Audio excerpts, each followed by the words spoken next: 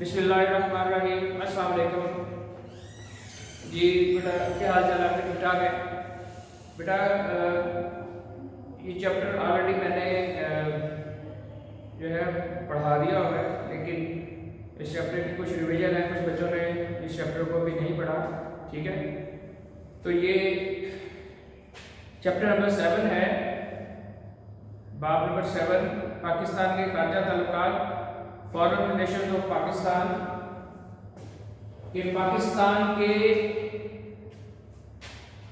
दूसरे जो ममालिक हैं उसमें यूरोपियन कंट्रीज भी हैं, यूरोप के ममालिक भी हैं, उसमें अफ्रीकन कंट्रीज हैं, अफ्रीका के ममालिक भी हैं, मुसलमानों के जो इस्लामिक कंट्रीज हैं, इसके अलावा जो आपके सब कॉन्टिनेंट में एशियंस कंट्री हैं, इन ममालिक के साथ पाकिस्तान के ताल्लुकात के बारे में हमने डिस्कस करना है कि पाकिस्तान के इन ममालिक के साथ ताल्लुकात कैसे हैं और कैसे ताल्लुकात होने चाहिए। ठीक है, तो ये आज का हमारा टॉपिक है। इसमें से सबसे पहले जो पेज नंबर 34 पे पाकिस्तान की खारजा पॉलिसी के मकासद, objective of Pakistan foreign policy, इसमें थोड़ा सा इंट्रो बताया गया हुआ है पाकिस्तान के बारे में। पाकिस्तान फिजिकली तबई माहौल के लिहाज से कैसा मुल्क है। ठीक है, तो पस मंजर में इसको जरा हेडिंग दे के लिख लें। पाकिस्तान बड़े आज़म एशिया के जनूब में वाक़या है, ये महल्ले में हुआ है पाकिस्तान का। ठीक हो गया, जो ज़रख़ेज़ ज़मीन यानी फर्टाइल लैंड, यानी कि पाकिस्तान की जो सरजमीन है हर किस्म की सब्जियों फलों के लिए बहुत मौजूद है। और इस तरह की जो सरजमीन है, जो सब कॉन्टिनेंट में जो पाकिस्तान की सरजमीन है, दुनिया के चंद ममालिक ऐसे हैं जो ज़मीन अल्लाह ताला ने पाकिस्तान को अता की है। ठीक है, तो ज़रख़ेज़ ज़मीन भी है, यानी लैंड भी है, सॉइल भी है, पहाड़ है, the biggest mountain, second world largest mountain, K2 Godwin Austen इसको कहते हैं। इसके अलावा राका कोशी है, राका पर्वत है। ये पाकिस्तान के बड़े पहाड़ हैं, 5 से 6 पहाड़ ऐसे हैं जो दुनिया के बड़े पहाड़ों में इनका शुमार होता है।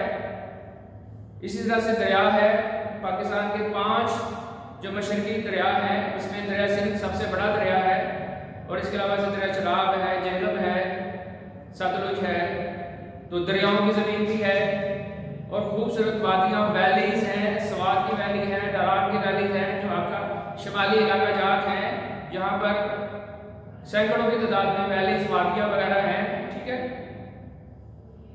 इसी तरह से जो पाकिस्तान के साथ जो सरहदें मिलती हैं, जो बाउंड्रीज हैं, उसमें पाकिस्तान के मशरिक में भारत की सरहद वाक़ है जो 1600 किलोमीटर के करीब है।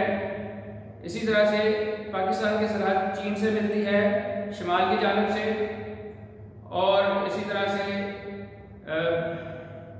मगरबी सरहद जो है वो अफगानिस्तान और ईरान से मिलती है, और पाकिस्तान और अफगानिस्तान की सरहद तकरीबन 2250 किलोमीटर लॉन्ग लेंथी है, और जनूब की जानिब बहरा अरब वाक़या है। तो ये मुख्तसर तारफ़ हो गया पाकिस्तान का, पाकिस्तान कि किस खित्ते में वाक़या है, और पाकिस्तान के हमसाया ममालिक कौन से जिनकी सरहदें पाकिस्तान के साथ लगती हैं या मिलती हैं। अब बेटा जो अहम टॉपिक है पाकिस्तान की खारजा पॉलिसी के मकासद, objectives of Pakistan foreign policy, यानी कि पाकिस्तान जो है कैसे जो है वो दूसरे ममालिक से अपने ताल्लुकात को अच्छा बनाता है, और उन ममालिक को इंगेज करता है कि वो पाकिस्तान के साथ अच्छे ताल्लुकात रखें। और पाकिस्तान जो है ख़ास तौर पर जो ख़ास एक अहम मकसद ये है कि यूरोपियन ममालिक और अमेरिका के साथ ताल्लुकात को बेहतर बनाना चाहता है, क्योंकि ये तरक्की याफ्ता ममालिक है, और इनसे ताल्लुकात अच्छे बनाने से पाकिस्तान में भी तरक्की हो सकती है। ठीक है, क्योंकि ये डेवलप्ड कंट्री है, इनके जो एक्सपीरियंस है, इनके जो तजर्बात हैं, जो एक्सपेरिमेंट्स वो करते हैं, जो तजर्बात हैं, जो उनका तजर्बा है, उससे पाकिस्तान फ़ायदा उठा सकता है अगर अच्छे ताल्लुकात होंगे। ठीक हो गया। अब है बेटा शॉर्ट क्वेश्चन भी है, लिख लें कि पाकिस्तान की खारजा पॉलिसी से क्या मुराद है। ये शॉर्ट क्वेश्चन लिख लें इसको, इंपॉर्टेंट शॉर्ट क्वेश्चन है, बोर्ड का शॉर्ट क्वेश्चन है, और ये as well as long question भी है कि पाकिस्तान की खारजा पॉलिसी के मकासद बयान करें। ठीक है, तो ये शॉर्ट क्वेश्चन भी इंपॉर्टेंट है, 2 नंबर का आता है, और साथ में ये लॉन्ग क्वेश्चन है जो 7 या 8 नंबर का होगा। ठीक है, तो डेफिनेशन है, लिख लें जरा, इसको अंडरलाइन कर लें जरा आप सब। एक रियासत दूसरी रियासतों से ताल्लुकात के क्या हैं, यानी जब एक रियासत दूसरे ममालिक के साथ अपने ताल्लुकात कायम करना चाहती है तो वो किन चीजों को मद्देनजर रखती है, किन चीजों को वो इंपॉर्टेंस देती है। ठीक है, तो 2 चीजें इसमें बेटा डिस्कस की गई हैं कि ताल्लुकात के क्या में कुछ बुनियादी उसूल, बेसिक प्रिंसिपल्स, ठीक है, और मकासद ऑब्जेक्टिव, यानी कि बुनियादी उसूलों को और मकासद को मद्देनजर रखकर, उसको देखकर, पेश नजर रखते हैं, उस हवाले से जो पॉलिसी बनाते हैं उसे खारजा पॉलिसी कहते हैं। बेटा क्या समझ आ गई है कि एक रियासत दूसरे ममालिक से ताल्लुकात कायम करने में कुछ बुनियादी उसूलों और मकासद को मद्देनजर रखती है कि कौन से हमने इस मुल्क से हमें ताल्लुकात कायम करना है, तो हमारा क्या मकसद होना चाहिए। ठीक है, और उसके बुनियादी प्रिंसिपल, बुनियादी असूल क्या होने चाहिए। इस हवाले से जो पॉलिसी बनाई जाती है, बुनियादी उसूलों और मकासद को मद्देनजर रखकर जो पॉलिसी बनाई जाती है उसे खारजा पॉलिसी कहते हैं। ठीक हो गया बेटा। अब पाकिस्तान की खारजा पॉलिसी के बेटा 4 अहम मकासद हैं। ठीक है, कितने अहम मकासद हैं? 4 अहम मकासद हैं। नंबर 1 है इलाकाई खुदमुख्तारी और सालमियत का तहफ़्फ़ुज़, territorial sovereignty and security. Territorial होता है बेटा इलाका, सॉवरेनिटी खुदमुख्तारी यानी कि आज़ाद इलाका, और सिक्योरिटी और उस आज़ाद इलाके की हिफाजत। नंबर 1 ये हो गया। नंबर 2 है नजरियाती मकासद, आइडियोलॉजिकल ऑब्जेक्टिव। नंबर 2 हो जाएगा नजरियाती मकासद, किस बेस पे हमने पाकिस्तान हासिल किया, और वो जो जिस बेस पे, जिस नजरिए से पाकिस्तान हासिल किया, वो नजरिया क्या है, और उस नजरिए को हमने कैसे प्रोटेक्ट करना है, उस नजरिए की कैसे हिफाजत करनी है।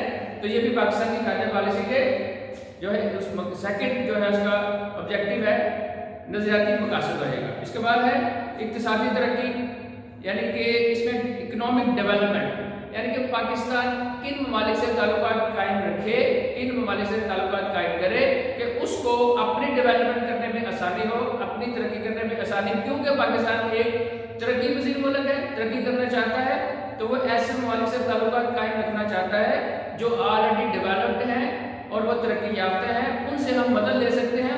और मदद वो कई किस्म की हो सकती है, इमदाद भी ले सकते हैं, उनसे टेक्नोलॉजी भी ले सकते हैं, और उनके जो साइंटिस्ट हैं, जो इंजीनियर्स हैं, उनके ज़रिए से भी मदद ली जा सकती है अगर आपके ताल्लुकात इन लोगों से, इन मालिक से अच्छे होंगे। तो तीसरा आ जाएगा इसमें ऑब्जेक्टिव जो है सकाफती तरक्की, कल्चरल एनरिचमेंट। ठीक है, यानी कि आपने अपने कल्चर को कैसे प्रमोट करना है, अपना कल्चर जो इस्लामिक कल्चर है उसको भी प्रमोट करना है, उसको भी, उसकी हिफाजत भी करनी है, और साथ में दूसरे ममालिक के साथ आपने कल्चरल जो है वो डेलीगेशन होते हैं। कुछ ममालिक के जो डेलीगेशन में पाकिस्तान आते हैं वो अपना कल्चर इंट्रोड्यूस करते हैं, और कुछ ममालिक के और पाकिस्तान के कुछ जो ऐसे काफ़ी सारे डेलीगेशन होते हैं, वफूद होते हैं जो अपना कल्चर दूसरे ममालिक में इंट्रोड्यूस कराते हैं। तो ये पाकिस्तान की खारजा पॉलिसी के 4 अहम मकासद हैं। अच्छा, इसमें जो सबसे पहला है इलाकाई खुदमुख्तारी और सालमियत का तहफ़्फ़ुज़। अच्छा बेटा, पाकिस्तान की खारजा पॉलिसी का अहम बुनियादी मकसद, यानी कि पाकिस्तान की जो खारजा पॉलिसी है उसका अहम बुनियादी मकसद है वो क्या है? मुल्क की सरहदों की आज़ादी की और खुदमुख्तारी की हिफाजत। सरहदों की आज़ादी की, खुदमुख्तारी। सरहदें क्या है? बाउंड्रीज हमारी हैं, यानी कि हम एक आज़ाद मुल्क है, ठीक हो गया, और एक आज़ाद मुल्क में रहते हैं, तो हमारी सरहदों की हिफाजत के लिए हमारी जो मसल्ह अफवाज हैं, पाकिस्तान आर्मी है, पाकिस्तान नेवी है, पाकिस्तान एयरफोर्स है, वो हमारी सरहदों की हिफाजत के लिए इंगेज किया हुआ है। जब कभी मौका आता है, किसी दुश्मन ने हमारे मुल्क पे कोई गंदी आंख डालता है, तो वो जो है वो अपनी सरहदों की, हमारी जो मसल्ह अफवाज है, अपनी सरहदों की हिफाजत करती है। ٹھیک ہے. آزادی کی حفاظت، چونکہ ہم آزاد ملک ہیں، انڈیپینڈنٹ کنٹری ہیں، تو ہم نے اپنی آزادی کی حفاظت کرنی ہے. اسی طرح سے خود مختاری، مطلب کہ ہم آزاد ملک میں رہتے ہیں اور ہم اپنے فیصلے، مطلب یعنی کہ پاکستان جو اپنے فیصلے، خارجہ پالیسی ہے پاکستان کی، داخلی پالیسی ہوتی ہے ملک کے اندر کی پالیسی، اور خارجہ پالیسی ہوتی ہے ملک سے باہر سے دوسرے پالیسی جو تعلقات اسے خارجہ پالیسی کہتے ہیں. ملک کے اندر کی پالیسی کو داخلی پالیسی کہتے ہیں، ملک کے اندر کے معاملات جو ہیں اس کو. اچھا، اب وہ جو معاملات ہیں داخلہ پالیسی اور خارجہ پالیسی، وہ ہم نے جو پاکستان نے اپنی مرضی کے مطابق ملک کی سطح کے اوپر اپنے ہی لیول پہ جا کے اپنے جو ہے وہ پالیسی بنانی ہے. کوئی دوسرا ملک ہمارے ملک میں انٹروین نہیں کر سکتا، مداخلت نہیں کر سکتا کہ آپ نے اس طرح کی پالیسی نہیں بنانی، آپ نے اس طرح کی پالیسی بنانی ہے. تو ہم خود مختار ہیں، انڈیپینڈنٹ ہیں، آزاد ہیں، تو ہمیں کوئی ہمارے معاملات میں کوئی دوسرا ملک مداخلت نہیں کر سکتا. اسی طرح سے جب ہم خارجہ پالیسی، باہر کے ممالک سے جو تعلقات قائم کرتے ہیں، تو وہ ہم اپنی پرائیورٹیز کو جو ہے وہ مد نظر رکھتے ہیں، سامنے رکھتے ہیں، اور اس کے مطابق ہم اپنی پالیسی بناتے ہیں. تو کوئی دوسرا ملک امریکہ اٹھ کے کہے کہ بھئی آپ نے چائنا سے تعلقات نہیں کرنے، بھئی کیوں نہیں کر رہے؟ یہ ہم جانتے ہیں کہ ہم نے کس سے تعلقات بہتر بنانے ہیں. ٹھیک ہے، تو تو یہ ہماری کیا ہو جائے گی؟ علاقائی خود مختاری، کہ ہم اپنے فیصلے کرنے میں آزاد ہیں. کلیئر ہو گیا بیٹا؟ تو پاکستان دنیا کے نقشے پر ابھرا جب پاکستان کا قیام عمل میں آیا، پاکستان بنا، تو اس کی سلامتی اور تحفظ کا مناسب بندہ کہ پاکستان کی سلامتی کا تحفظ کیا جا سکے. ٹھیک ہے، کس طرح سے اس کا تحفظ کیا ہے، کس طرح سے اس کو پروٹیکشن کی جا سکے. تو اس کے لیے کیا ہے کہ پاکستان کی جو آرمی ہے، پاکستان کی جو نیول فورسز ہیں، ایئر فورسز ہیں، جو ٹھیک ہے نا، یہ پاکستان کی حفاظت کے لیے متعین ہیں. ٹھیک ہے، لہذا پاکستان نے ملکی سلامتی کی خارجہ پالیسی کی، یعنی کہ پاکستان کی ملکی سلامتی، ٹھیک ہے، اور جو ہے وہ خارجہ پالیسی کی بنیاد ہے. یعنی کہ سب سے پہلے جب ہم کسی ملک سے تعلقات قائم کریں گے تو ملکی سلامتی کو پریفرنس دیں گے، اس کے بعد کسی ملک کے ساتھ تعلقات قائم کریں گے. ٹھیک ہو گیا؟ آج بھی پاکستان کی خارجہ پالیسی میں قومی سلامتی بنیادی رسم العین ہے. یعنی کہ پاکستان کی جو قومی سلامتی ہے، پاکستان کی جو خارجہ پالیسی ہے، وہ قومی سلامتی، اس کے لیے بیسک جو چیز ضروری ہے وہ قومی سلامتی کو ہم نے سب سے پہلے نظر میں رکھنا ہے. اب بیٹا پاکستان، اچھا اب یہاں بڑا امپورٹنٹ پوائنٹ ہے، کہ پاکستان دوسرے ممالک کی علاقائی سالمیت کا احترام کرتا ہے. مطلب یہ ہے کہ پاکستان تو دوسرے ممالک، انڈیا ہے وہ اپنی مرضی سے جو پالیسی بناتا ہے تو ہم اس میں انٹروین نہیں کرتے. افغانستان ہے وہ اپنی پالیسی بناتا ہے، ہم اس میں انٹروین نہیں کرتے. امریکہ ہے اپنی پالیسی بناتا ہے، ہم اس میں انٹروین نہیں کرتے. ہم ان کی، کیونکہ وہ آزاد ملک ہے، وہ اپنی پالیسی بنا سکتے ہیں. ٹھیک ہے، تو ہم پاکستان اس میں کوئی عمل دخل نہیں کر سکتا. تو کہتے ہیں جس طرح پاکستان دوسرے ملکوں کی علاقائی سالمیت کا احترام کرتا ہے کہ وہ اپنی پالیسی بنانے میں اپنے تعلقات جس سے مرضی بنائیں، پاکستان کو اس سے کوئی فرق نہیں پڑتا اور پاکستان اس میں مداخلت نہیں کرے گا.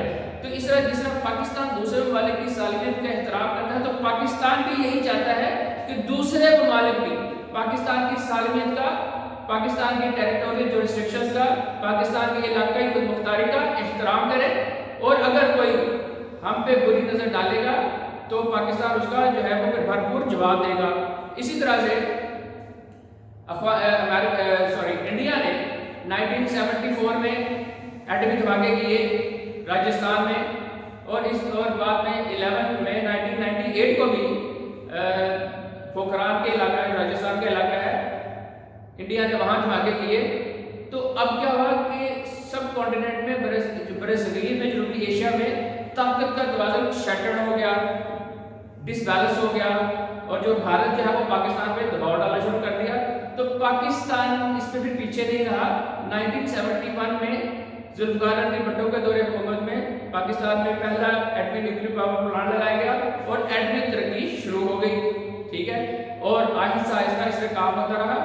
اور 1984 میں قدیر خان صاحب نے، جو ہمارے سائنٹسٹ ہیں، انہوں نے اس پہ ورک کیا، کام کیا اور دعویٰ کیا کہ پاکستان جو ہے وہ ایٹمی پاور پلانٹ بنانے میں کامیاب ہو گیا ہے. اور اسی طرح سے 28 مئی 1998 کو پاکستان نے انڈیا کے 5 موقعوں کے جواب میں 7 واقع کیے، اور پاکستان جو 7واں جو ہے دنیا کا 7واں اور اس دنیا اسلام کا پہلا ایٹمی ملک بن گیا۔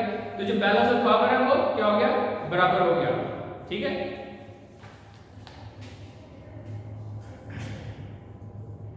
اچھا، یہاں پر پاکستان دوسرے ممالک کی علاقائی سالمیت کا احترام کرتا ہے اور دوسرے ممالک سے بھی توقع رکھتا ہے کہ وہ بھی پاکستان کی قومی سلامتی کا احترام کرے، ٹھیک ہے۔ لیکن پاکستان دوسرے ممالک کا سالمیت کا احترام کر رہا ہے تو دوسروں سے بھی یہی توقع کرتا ہے کہ وہ پاکستان کی سالمیت کا احترام کرے۔ بھارت نے ایٹمی دھماکہ کیا تو ملکی سالمیت کو پیش نظر، ملکی حفاظت کے پیش نظر پاکستان نے بھی اپنی قوت کا مظاہرہ کرتے ہوئے ایٹمی طاقت ہونے کا ثبوت پیش کر دیا 28 مئی 1998 کو، ٹھیک ہو گیا۔ اچھا، پاکستان اقوام متحدہ کے چارٹر کا پابند ہے۔ بیٹا چارٹر کا مطلب ہے قوانین، جو اقوام متحدہ کے جو رولز اور ریگولیشنز ہیں، جو لاز ہیں، اسے چارٹر کہتے ہیں، ٹھیک ہے۔ جیسے پاکستان کا جو آئین ہے نا 1973 کا آئین ہے، وہ پاکستان کا چارٹر بھی اس کو کہہ سکتے ہیں، اور اسی طرح سے اقوام متحدہ کا بھی آئین ہے جسے ہم چارٹر کے نام سے بلایا جاتا ہے، اس کو بولا جاتا ہے، ٹھیک ہے۔ تو پاکستان اقوام متحدہ کے چارٹر کا پابند ہے، اس کو فالو کرتا ہے۔ اقوام متحدہ کے جو اصول ہیں، قوانین ہیں، چونکہ پاکستان ایک آزاد ملک ہے اور اقوام متحدہ کا ممبرز ہے، تو پاکستان کو اقوام متحدہ کے جتنے بھی رولز اور ریگولیشن اس کو فالو کرنا پڑتا ہے، اس پہ پابند رہنا پڑتا ہے، ٹھیک ہے۔ تو اور طاقت کے استعمال کے خلاف عالمی مہم میں شریک ہے، یعنی کہ پاکستان نے اقوام متحدہ کو یہ یقین دہانی کرائی ہے کہ پاکستان جو ہے ایٹمی طاقت تو ہے، لیکن ایٹمی حملہ کرنے میں پہلے کبھی پہل نہیں کرے گا، ٹھیک ہے۔ یعنی کہ ایٹمی حملہ پاکستان پہلے کبھی نہیں کرے گا، عالمی مہم میں شریک ہے، ٹھیک ہو گیا بیٹا۔ اب ہے نظریاتی مقاصد، آئیڈیولوجیکل آبجیکٹیوز، یعنی کہ اچھا بیٹا پاکستان نظریہ کیا ہے؟ پاکستان نظریہ اسلام ہے، اور پاکستان کی جو بنیاد وہ بھی اسلام ہے۔ تو جب بھی ہم نے کسی بھی ملک سے تعلقات، چاہے وہ یورپین کنٹریز ہو، چاہے وہ ایشینز کنٹری ہو، چاہے وہ اسلامک کنٹریز ہو، تو ہم نے سب سے پہلے اپنے تعلقات قائم کرنے ہیں، تو اس میں ہم نے سب سے پہلے اپنے نظریے، یعنی کہ اپنی نظریاتی سرحدوں کی حفاظت کرنی ہے۔ نظریاتی سرحدوں سے مراد ہے کہ اسلام کی، کیونکہ اسلام کے نام پہ پاکستان قائم کیا گیا ہے، تو سب سے پہلے ہم نے جو مد نظر رکھنا ہے، جو سب سے پہلے ہم نے جس کو پرائورٹی دینی ہے، وہ نظریہ اسلام ہے۔ اس کے بعد اس کو پروٹیکشن دینے کے بعد، اپنے نظریے کو پروٹیکشن دینے کے بعد دوسرے ممالک سے تعلقات ہم قائم کر سکتے ہیں، ٹھیک ہو گیا۔ تو پاکستان میں نظریہ اور خارجہ پالیسی کا چولی دامن کے ساتھ آپس میں اکٹھے ہیں، ملے ہوئے ہیں۔ پاکستان ایک نظریاتی مملکت ہے، اس کی بنیاد نظریہ اسلام ہے، جو میں ابھی کہہ رہا تھا آپ کو۔ پاکستان کی خارجہ پالیسی کے حوالے سے پاکستان کی نظریاتی سرحدوں کی حفاظت سے کیا مراد ہے؟ نظریاتی سرحدوں کو ڈیلائن کر لیں، اس سے مراد ہے کہ پاکستان اسلام کے نام پر قائم ہوا ہے اور اسلام کے نام پر قائم رہنا چاہیے، اور پاکستان میں اسلامی قوانین کا نفاذ ہونا چاہیے، اور پاکستان کے مسلمانوں کو اسلام کے مطابق، اسلامی اصولوں کے مطابق، قرآن و سنت کے مطابق اپنی زندگیاں گزارنی چاہیے۔ اور پاکستان جو بھی پالیسی بناتا ہے دوسرے ممالک کے ساتھ، اس میں سب سے پہلے اپنے نظریاتی سرحدوں کی، یعنی کہ اپنے اسلام کی جو ہے وہ آپ کو حفاظت کرنی ہے، ٹھیک ہے۔ پاکستان کا استحکام، یعنی پاکستان کی مضبوطی بھی نظریہ پاکستان کے تحفظ میں مضمر ہے۔ نظریہ پاکستان پروٹیکٹیو ہوگا، اس کی پروٹیکشن کی جائے گی تو ملک جو ہے وہ قائم رہے گا، ٹھیک ہے۔ یہ اپنے نظریے کا تحفظ اسلامی ممالک سے تعلقات، اچھا پاکستان اپنے نظریے کا تحفظ کر سکتا ہے، اپنے نظریے کی پروٹیکشن کر سکتا ہے جب وہ اسلامی ممالک کے ساتھ تعلقات کو اچھا کرے گا، اچھا بنائے گا۔ مطلب کہ اگر فرض کرتے ہیں کہ اگر پاکستان کے کسی اسلامی ملک سے تعلقات اچھے نہ ہوں، جیسے 1965 کی جنگ تھی، 1971 کی وار تھی، 1948 کی وار تھی، تو اس میں پاکستان کے اسلامی ممالک سے تعلقات اچھے تھے تو انہوں نے پاکستان کی مدد کی، ٹھیک ہو گیا نا۔ اس میں اخلاقی مدد بھی کی، سیاسی مدد بھی کی، پیسے سے بھی مدد کی، اسلحہ بھی دیا، سعودی عرب نے بھی دیا، ایران نے بھی مدد کی، ٹھیک ہے، ترکی نے بھی مدد کی۔ تو اگر ہم ان کے ساتھ تعلقات، اسلامی ممالک سے تعلقات قائم اچھے رکھیں گے تو پھر برے وقت میں وہ ہمارے کام آ سکتے ہیں۔ اسی طرح سے پاکستان جو ہے بڑے اس طرح سے ایشوز، انٹرنیشنل ایشوز ہیں جو مسلمانوں کے خلاف، ویسے مسجد اقصیٰ میں مسجد اقصیٰ کو نعوذ باللہ آگ لگائی گئی، اس کو شہید کیا گیا۔ اس طرح سے جو بوسنیا ہرزیگوینیا میں مسلمانوں پہ تشدد کیا گیا، مسلمانوں کو اجتماعی طور پہ قتل کیا، ہزاروں لوگوں کو قتل کیا گیا اور ایک ہی قبر میں ہزاروں لوگوں کو دفنا دیا گیا. ٹھیک ہے. اس طرح سے ایتھوپیا میں مسلمانوں پہ کافی ظلم و ستم ہو رہا ہے. اس طرح سے کشمیر ہے. ٹھیک ہے. تو یہاں پہ مسلمانوں پہ ظلم و ستم ہو رہا ہے. تو پھر پاکستان چونکہ ان کے ساتھ تعلقات اچھے تھے, پاکستان نے ان فورم کو ان کی جو مسائل ہیں مسلمان ممالک ہے, پاکستان نے ان ممالک کی ہمیشہ اخلاقی, سیاسی اور جو ہے وہ اقتصادی امداد بھی کی. ٹھیک ہو گیا نا. اچھا, وہ کہہ رہے ہیں یہ اپنے نظریے کہ پاکستان یہ اپنے نظریے کا دعوت اسلامی ممالک سے تعلقات میں قائم کیا کہ پاکستان اچھے تعلقات تبھی قائم کر سکتا ہے جب اپنے نظریے کا تحفظ کرے گا. لہذا پاکستان نے ہمیشہ اسلامی ممالک سے تعلقات بہتر, یعنی کہ پاکستان نے ہمیشہ اسلامی ممالک سے تعلقات بہتر استوار کیے ہیں, اچھے تعلقات رکھے ہیں. اس کے تینوں تصاویر میں ڈالا کر اس کو, اس کی تینوں تصاویر سے مراد ہے کہ پاکستان کے تینوں جو آئین تھے, 1956 کا جو آئین تھا, 1962 کا آئین تھا اور 1973 کا جو آئین تھا, اس کے ساتھ اس میں یہ زور دیا گیا ہے کہ پاکستان جو ہے اسلامی ممالک کے ساتھ اپنے تعلقات کو بہتر کرے گا. ٹھیک ہو گیا. اچھا, اسی طرح سے پاکستان جب مسجد اقصی میں آگ لگی تو اس وقت مسلمانوں کو اکٹھا ہونے کی, ایک جگہ متحد ہونے کی ضرورت تھی. تو پاکستان نے اسلامی تنظیم conference OIC organisation of Islamic conference کی تنظیم کی تجویز پیش کی اور وہ پاکستان کی تجویز مان لی گئی. اور اسی طرح سے 1969 میں یہ OIC کا وجود عمل میں آیا اور اس میں تقریباً کوئی 60 سے 70 اسلامی ممالک اس کے ممبرز ہیں. ٹھیک ہے. تو OIC کا قیام, دوسرا اقتصادی تعاون کی تنظیم اکنامک کوآپریشن کونسل, یہ دو تنظیمیں جو پاکستان کی ایفرٹ سے دو تنظیمیں بنائی گئی, ایک OIC تھی, دوسرا اقتصادی تعاون کی تنظیم. ٹھیک ہے, وہ بنائی گئی تو اہم کردار ادا کیا. دنیا میں جہاں کہیں بھی مسلمانوں کو مسائل پیش آتے ہیں, یعنی کہ جہاں مسلمانوں کو مسائل پیش آتا ہے, کون سے مسائل پاکستان نے ان کی ہر ملک میں مدد کی. ان مسائل میں فلسطین کا مسئلہ تھا, قبرص کا مسئلہ تھا, بوسنیا کا مسئلہ تھا, کشمیر کا مسئلہ تھا, ایتھوپیا کا مسئلہ تھا, افغانستان, عراق وغیرہ جو یہ واقعات ہیں, پاکستان نے ان ممالک کی ان کے مشکل وقت میں مدد کی. تو وہ اپنے نظریاتی مقاصد کو پہلے پروٹیکشن کرنے کے بعد پھر اپنے مسلمانوں کی مدد کی. ٹھیک ہے. اب ہے بتا اقتصادی ترقی, اکنامک ڈیولپمنٹ. کسی بھی ریاست کے دفاع کے لیے خارجہ پالیسی پر اقتصادی پہلو نمایاں ہوتا ہے. یعنی کہ اگر پاکستان نے اپنا دفاع مضبوط کرنا ہے, ٹھیک ہے, تو پاکستان اکنامکلی مضبوط ہوگا, پاورفل ہوگا تو اپنا دفاع کر سکے گا. مطلب ہے کہ ہم اگر ہماری فوج ہے اس کے پاس اسلحہ ہی نہ ہو, اس کے پاس ٹینکس ہی نہ ہو, اس کے پاس جو ہے اٹامک پاور ہی نہ ہو, اس کے پاس جو بڑے بڑے جو جدید قسم کے طیارے نہ ہوں, تو وہ ہم کیا اپنے ملک کی حفاظت نہیں کر سکیں گے. لیکن ان سب چیزوں کو حاصل کرنے کے لیے کیا ہے, ہمارا اکنامکلی, ٹھیک ہے, ڈیولپ ہونا, ترقی یافتہ ہونا بہت ضروری ہے, تاکہ ہم وہ چیزیں اگر اپنے ملک میں بنائیں یا پھر ہم دوسرے ممالک سے جو لوگ بنا رہے ہیں ان کو وہاں سے امپورٹ کیا جا سکے, وہ اپنے ملک میں لا سکے. تو اس کے لیے کیا ہے کہ پاکستان کی جو خارجہ پالیسی میں جو ہے جو اکنامک اقتصادی ترقی ہے وہ بھی بڑی ضروری ہے. پاکستان ایک ترقی پذیر ملک ہے, پاکستان ترقی کر رہا ہے, ٹھیک ہے, ڈیولپنگ کنٹری ہے, ٹھیک ہے, اور معاشی طور پر اکنامکلی ترقی کرنا چاہتا ہے اور ترقی بھی کرنا چاہتا ہے کہ بھئی کسی طرح سے دوسرے ممالک کے برابر آ جائے, دوسرے ڈیولپ ملکوں کے برابر آ جائے. لہذا پاکستان ان تمام ممالک سے اچھے تعلقات قائم کرنا چاہتا ہے. پاکستان ان تمام ممالک سے اچھے تعلقات قائم کرنا چاہتا ہے جو آلریڈی ترقی یافتہ ہیں, جن کے ساتھ تجارت کر کے یا جن ممالک سے معاشی مدد حاصل کر کے, یا یعنی کہ پاکستان ان سے تعلقات قائم کرے, اپنی تجارت کو بڑھائے, اور دوسرا ان سے جو ہے وہ معاشی امداد, یعنی ان سے ہم قرضے پر لے سکیں. ٹھیک ہے. تو جس کے نئے اقتصادی رجحانات کو, یعنی کہ نئے ٹرینڈز کو مد نظر رکھتے ہوئے پاکستان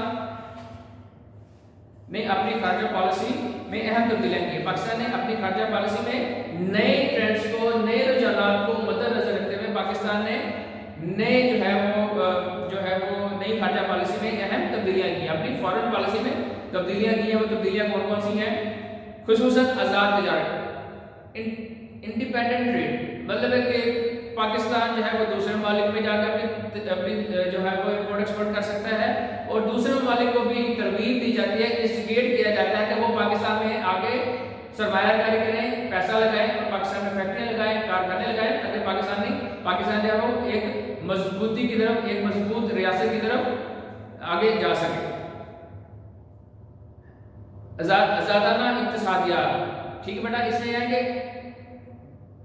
बिजनेस के लिए आज़ाद पॉलिसी, कि अगर कोई पाकिस्तान में तजारत करना चाहता है, पाकिस्तान में फैक्ट्री लगाना चाहता है, कारखाने लगाना चाहता है, उनको सहूलियात दी जाए, उनको फैसिलिटेट किया जाए, उनको टैक्स माफ किया जाए, उनको जो जगह खरीदना चाहते हैं, जगह लीज में लेना चाहते हैं, उसमें कोई रुकावट ना हो।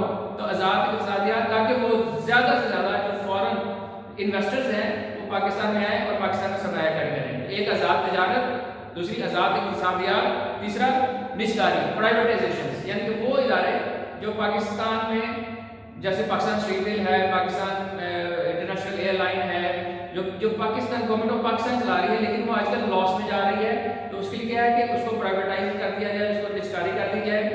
दूसरे जो इन्वेस्टर्स हैं उनको कहें कि भाई कुछ इसका पोर्शन शेयर आप रख लें, कुछ पोर्शन पाकिस्तान रख लेता है, या फिर पाकिस्तान की गवर्नमेंट रख लेती है, और मिल के चलाते हैं, जिससे वो इदारा दोबारा से प्रॉफिट में चला जाता है। तो तीन जो अहम पॉलिसीज जो थी इक़्तिसादी पॉलिसीज में, जो तब्दीलियाँ की थी, एक आज़ाद तजारत थी, एक आज़ाद इक़्तिसादियात, दूसरा निजकारी थी।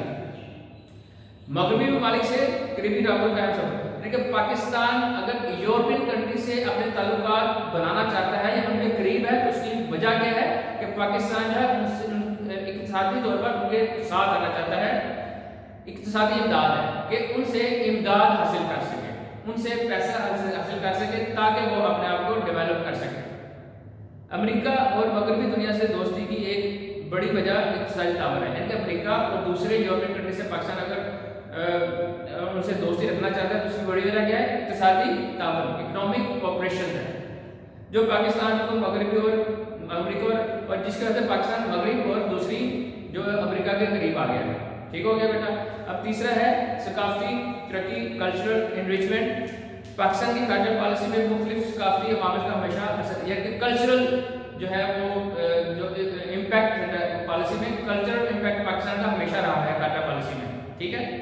दूसरी कौम की तरह पाकिस्तान की कौम भी अपनी सकाफत की हिफाजत और उसे जाकर करने का, यानी जैसे दूसरी कौम या नेशन है, जैसे इस वक्त मिस्र है, मिस्र ने अपनी जो उनके वो जो पिरामिड्स हैं उनकी वो हज़ारों साल पुरानी है, लेकिन वो अपनी सकाफत की हिफाजत करते हैं लोग, और उसकी हिफाजत जिसकी वजह से हज़ारों लोग मिस्र में जाते हैं। बाबल है, इसी तरह से मौजूदाड़ो है पाकिस्तान में, हड़प्पा है। तो ये पाकिस्तान की कल्चरल जो हेरिटेज है, ट्रेडिशंस हैं और सिविलाइजेशन है, तो पाकिस्तान ने भी अपने कल्चर को, सिविलाइजेशन को, ट्रेडिशंस को उसकी हिफाजत करनी है और उसको प्रोमिनेंट भी करना है, उजागर भी करना है, लोगों को पता चले कि पाकिस्तान जो है वो कितना इनरिच है अपने इन तमाम चीज़ों में, सकाफती कल्चर में। ठीक है।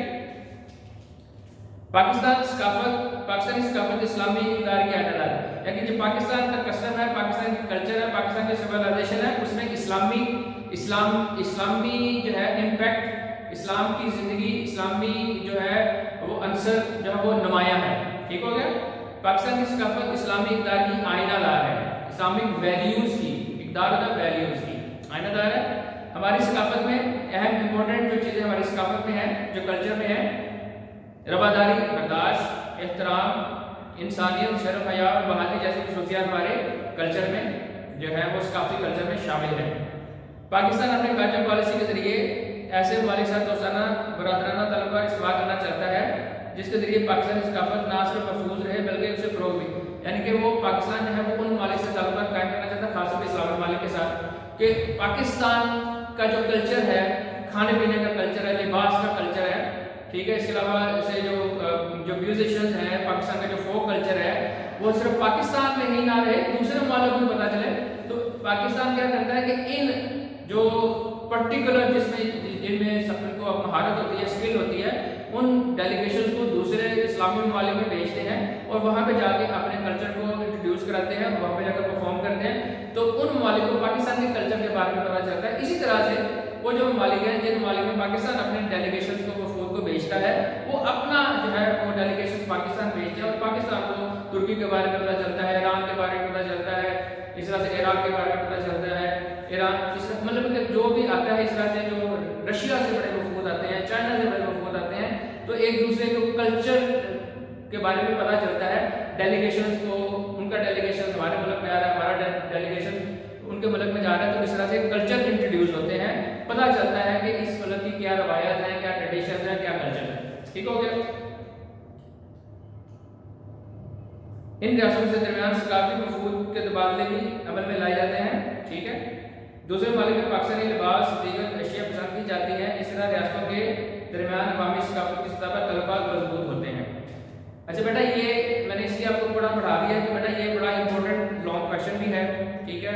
اور آپ نے اس کو اچھی طرح سے اس کو نوٹس بنا کے اس کو اچھی طرح سے یاد کرنا ہے. نوٹس آلریڈی آپ کے اویلیبل ہے, اس کے ساتھ ہیڈنگ بھی بنی ہوئی ہے اور اس کو آپ نے لے کے چلنا ہے. اس کے بعد بیٹا پاکستان, جیسے آپ نے پیچھے پڑھ کے آئے ہیں کہ پاکستان کے جو سب سے پہلے جو پاکستان نے تعلقات قائم کرنے ہیں, اچھے تعلقات قائم کرنے ہیں, جو پاکستان کے سرحدی جو نیبرہڈ میں ہیں, جو سرحد کے ساتھ ہمارے ہمسائے ہیں, جیسے چین ہے. ٹھیک ہے. اس طرح سے بھارت ہے, ایران ہے, افغانستان ہے. ٹھیک ہے.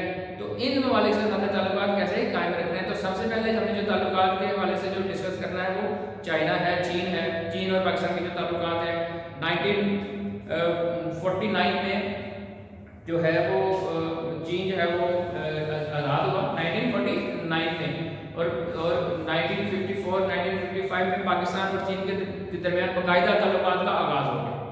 انڈر لائن کر لیں, 1949 میں چین آزاد ہوا اور 1945 اور 54-55 میں جو ہے پاکستان نے اور چین نے تعلقات کا باقاعدہ آغاز کر دیا.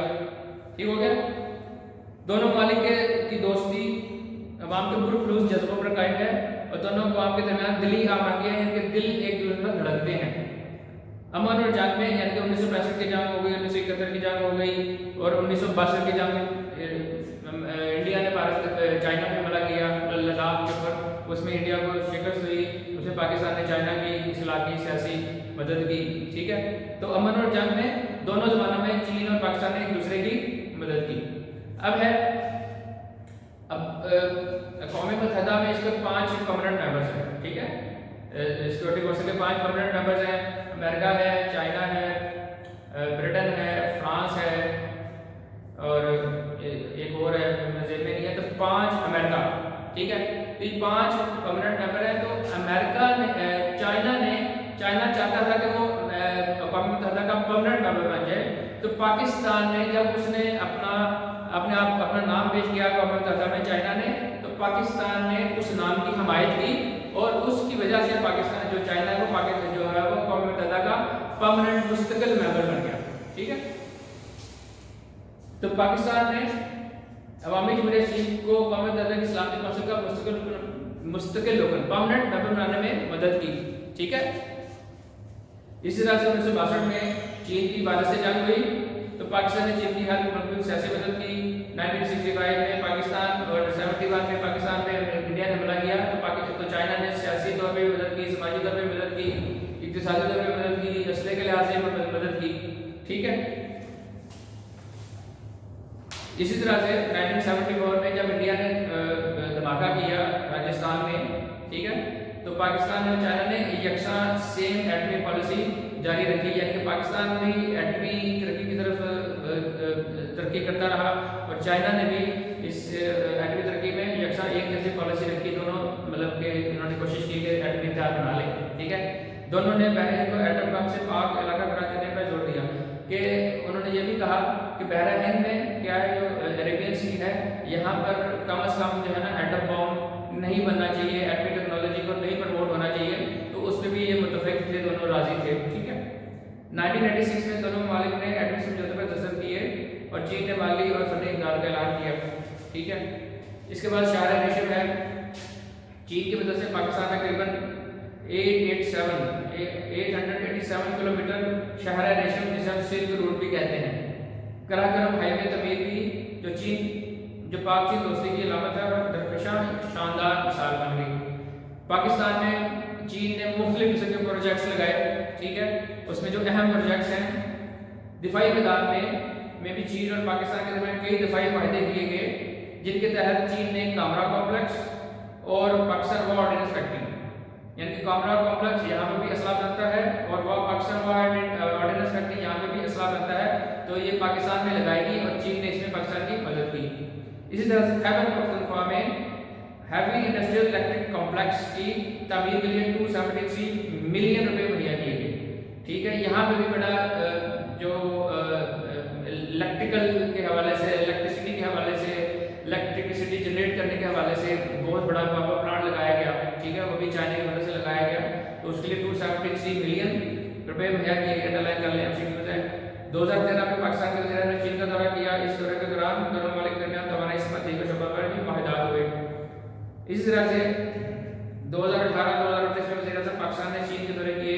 इन दौरों में दोनों ममालिक के दरमियान कई माहदे पर दस्तखत हुए और मौजूदा दौर में पाक चीन ताल्लुकात में पाक चीन इक़्तिसादी राहदारी मनसूबा सी पैक बहुत अहमियत का मिला। सी पैक बेटा जो पाक चीन राहदारी भी कहलाता है, इकोनॉमिक कॉरिडोर भी कहते हैं इसको, पाक चीन इकोनॉमिक कॉरिडोर भी कहते हैं।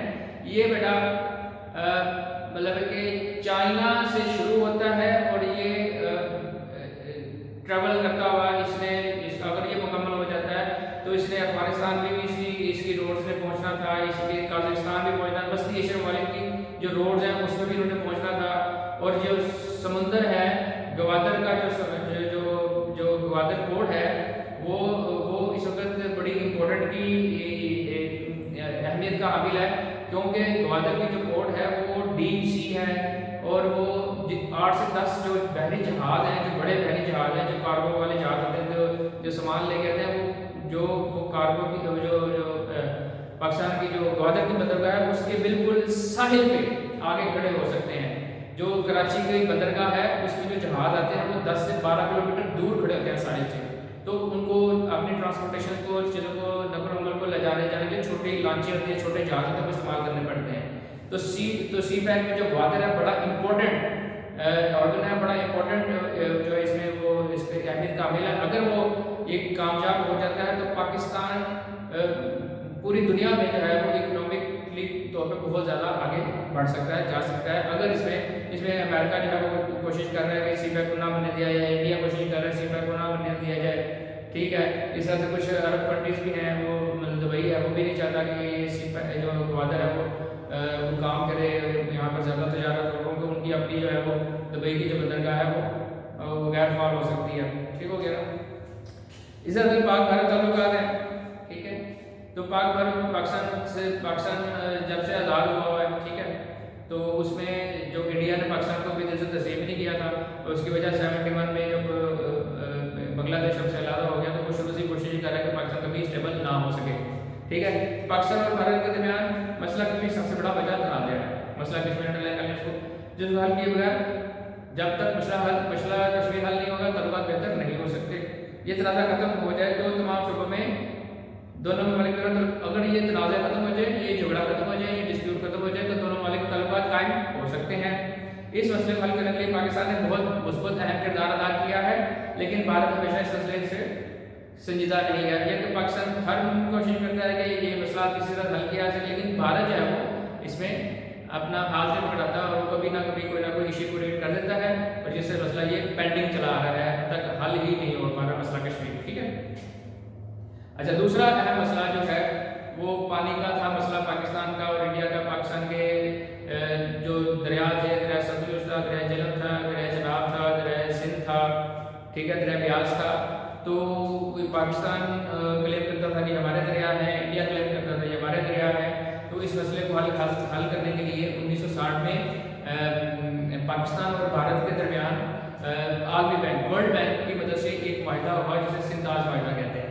ठीक है, सिंध ताज माहिदे के तहत क्या हुआ कि पाकिस्तान ने अपने 3 दरिया ब्यास था, दरिया सतलुज था और दरिया रावी, ठीक है, ये दरिया इंडिया को दे दिए। ठीक है, इंडिया को बेच दिए और उसके एवज हमें वर्ल्ड बैंक ने हमें डैम्स बनाने के लिए कुछ पैसे दिए, जिसमें हमने तरबेला डैम बनाया, मंगला डैम बनाया। तो सिंध ताज माहिदा किसके दरमियान हुआ? इंडिया और पाकिस्तान के दरमियान हुआ। और इस माहिदे में मदद किसने की? वर्ल्ड बैंक ने मदद की। और 3 दरिया इंडिया को दे दिए गए और 3 दरिया पाकिस्तान को दे दिए गए। इसमें झेलम था, चनाब था और दरिया सिंध था। ये 3 दरिया पाकिस्तान को मिल गए और 3 दरिया हमने इंडिया को बेच दिए। अब वो ये ठीक हो गया बेटा, लेकिन भारत स्टिल जो है इस माहिदे की खिलाफ वर्जी कर रहा है कि पाकिस्तान وہ سم ٹائم وہ دریاسر کا پانی روک دیتا ہے، سم ٹائم وہ دریاسر چناب کا پانی روک دیتا ہے، اور اسی طرح سے وہ مختلف طرح کا پانی روک دیتا ہے، تو خلاف ورزی کر رہا ہے، وائلیشن کر رہا ہے وہ، ٹھیک ہے۔ تو پاکستانی اور بھارتی سرکاروں کے درمیان 1971 کی جنگ کے بعد 1972 میں شملہ معاہدہ ہوا۔ اچھا، جب 1971 کی جنگ ہو گئی، پاکستان کو شکست ہو گئی، ٹھیک ہے، تو پھر 1972 میں 1972 میں شملہ ایک جگہ کا نام ہے، اس وہاں میں ایک معاہدہ طے پایا۔ تو شملہ معاہدہ انڈر لائن کر لیں، آپ سے کیوں جائیے 1972 میں پاکستان اور بھارت کے درمیان شملہ معاہدہ ہوا۔ شملہ معاہدہ میں یہ شملہ معاہدہ ہے کیا؟ بیسیکلی اس میں یہ تھا کہ پاکستان نے جب 71 کی وار ہوئی تو پاکستان کو شکست ہوگی، تو پاکستان کے 90,000 جو قیدی تھے، فوجی تھے، وہ انڈیا نے قید کر لیے، اور وہاں پہ ان کو قیدی جنگی قیدی بنا لیا، انڈیا لے گئے، ٹھیک ہے، بنگلہ دیش سے ان کو انڈیا لے گئے، وہاں پر ان پہ سختیاں بھی ہوئی، ان پہ تشدد بھی ہوا۔ تو 1972 میں پاکستان اور بھارت کے درمیان ایک معاہدہ ہوا، جس میں Zulfiqar Ali Bhutto of course prime minister of Pakistan تھے، وہ شامل ہوئے، اور پھر اس معاہدے اور کچھ علاقے انڈیا نے کچھ علاقے جو ہے وہ پاکستان نے انڈیا کے قبضے میں لے لیے، کچھ انڈیا نے پاکستان کے علاقے قبضے میں لے لیے۔ تو وہ جو علاقے تھے جو پاکستان نے قبضے لے لیے تھے یا انڈیا نے قبضے میں لیے تھے، وہ اپنے اپنے ملکوں کو واپس مل گئے، اور اس طرح سے پاکستان کے جو 90,000 یا 93 کے جو ہے پاکستان کے جو 1000 جو پاکستان کے آرمی جوان تھے، جو ان کو پھر واپس بھی لایا گیا شملہ معاہدے کے تحت، جو ہے وہ ان کو 1972 میں پاکستان واپس لایا گیا۔ اس معاہدے کو سے پاکستان اور بھارت نے اپنے اختلافات مذاکرات کے ذریعے حل کرنے کا اعلان کیا، یعنی کہ جو ایشوز ہیں، جو ڈسپیوٹڈ ایشوز ہیں پاکستان اور انڈیا کے درمیان، ان کو مذاکرات کے ذریعے، ٹیبل ٹاک کے ذریعے حل کرنے کے لیے وہ بیٹھے کہ بھئی اس کو ہم نے لڑنا نہیں ہے، بلکہ مل بیٹھ کے اس کو ہمیں سالو کرنا ہے، جس میں وہ 93,000 جو پاکستان کی آرمی سولجرز تھے وہ پھر واپس آئے۔ ٹھیک ہو گیا؟ آگے جی سارک کانفرنس انڈر لائن کر لیں۔ 1986 میں جنوبی ایشیا کے علاقائی تعاون کی تنظیم سارک، بیٹا سارک ہے south Asian regional cooperation, south Asian regional cooperation, SAARC کا کہتے ہیں اس کو۔ اس میں 7 ممالک تھے، پاکستان تھا، بنگلہ دیش تھا، انڈیا تھا، بھوٹان تھا، مالدیپ تھا، سری لنکا تھا، ٹھیک ہے، ایک اور ہے۔ تو یہ 7 ممالک تھے جو سارک ممالک کے تحت اکٹھے ہوئے۔ اچھا، سارک ممالک کے کیا مقصد کیا تھا کہ ہم جو اپنا جو ان چھوٹے چھوٹے ممالک تھے، ان کے جو ایشوز تھے، ہم اٹھتے تھے اور اقوام متحدہ میں چلے جاتے تھے، امریکہ کے پاس چلے جاتے تھے، ورلڈ بینک کے پاس چلے جاتے تھے۔ تو ان ممالک نے سوچا، سارک ممالک نے سوچا کہ کیوں نہ ہم اپنے جو چھوٹے چھوٹے معاملات ہیں اپنے ہی لیول پہ، اپنے ہی سطح پہ، اپنے ہی لوکل لیول پہ سالو کر لیں۔ جیسے پاکستان میں پنچایت سسٹم ہے کہ گاؤں میں کچھ واقعہ آتا ہے، ایشو ہوتا ہے، تو وہ کیا کہتے ہیں، گاؤں کے جو بڑے لوگ ہیں، بزرگ لوگ ہیں، وہ اس معاملے کو سالو کرتے ہیں، فیصلہ کر لیتے ہیں اور سب مان لیتے ہیں۔ اسی طرح سے یہ سارک کانفرنس تنظیم بنائی گئی کہ جو ان ممالک کے جو چھوٹے چھوٹے معاملات ہیں، چھوٹے چھوٹے ایشوز ہیں، ان کو اسی جگہ پہ، اسی پلیٹ فارم کے تحت حل کر لیا جائے۔ تو یہ ایک سارک کی تنظیم بنائی گئی، ٹھیک ہے۔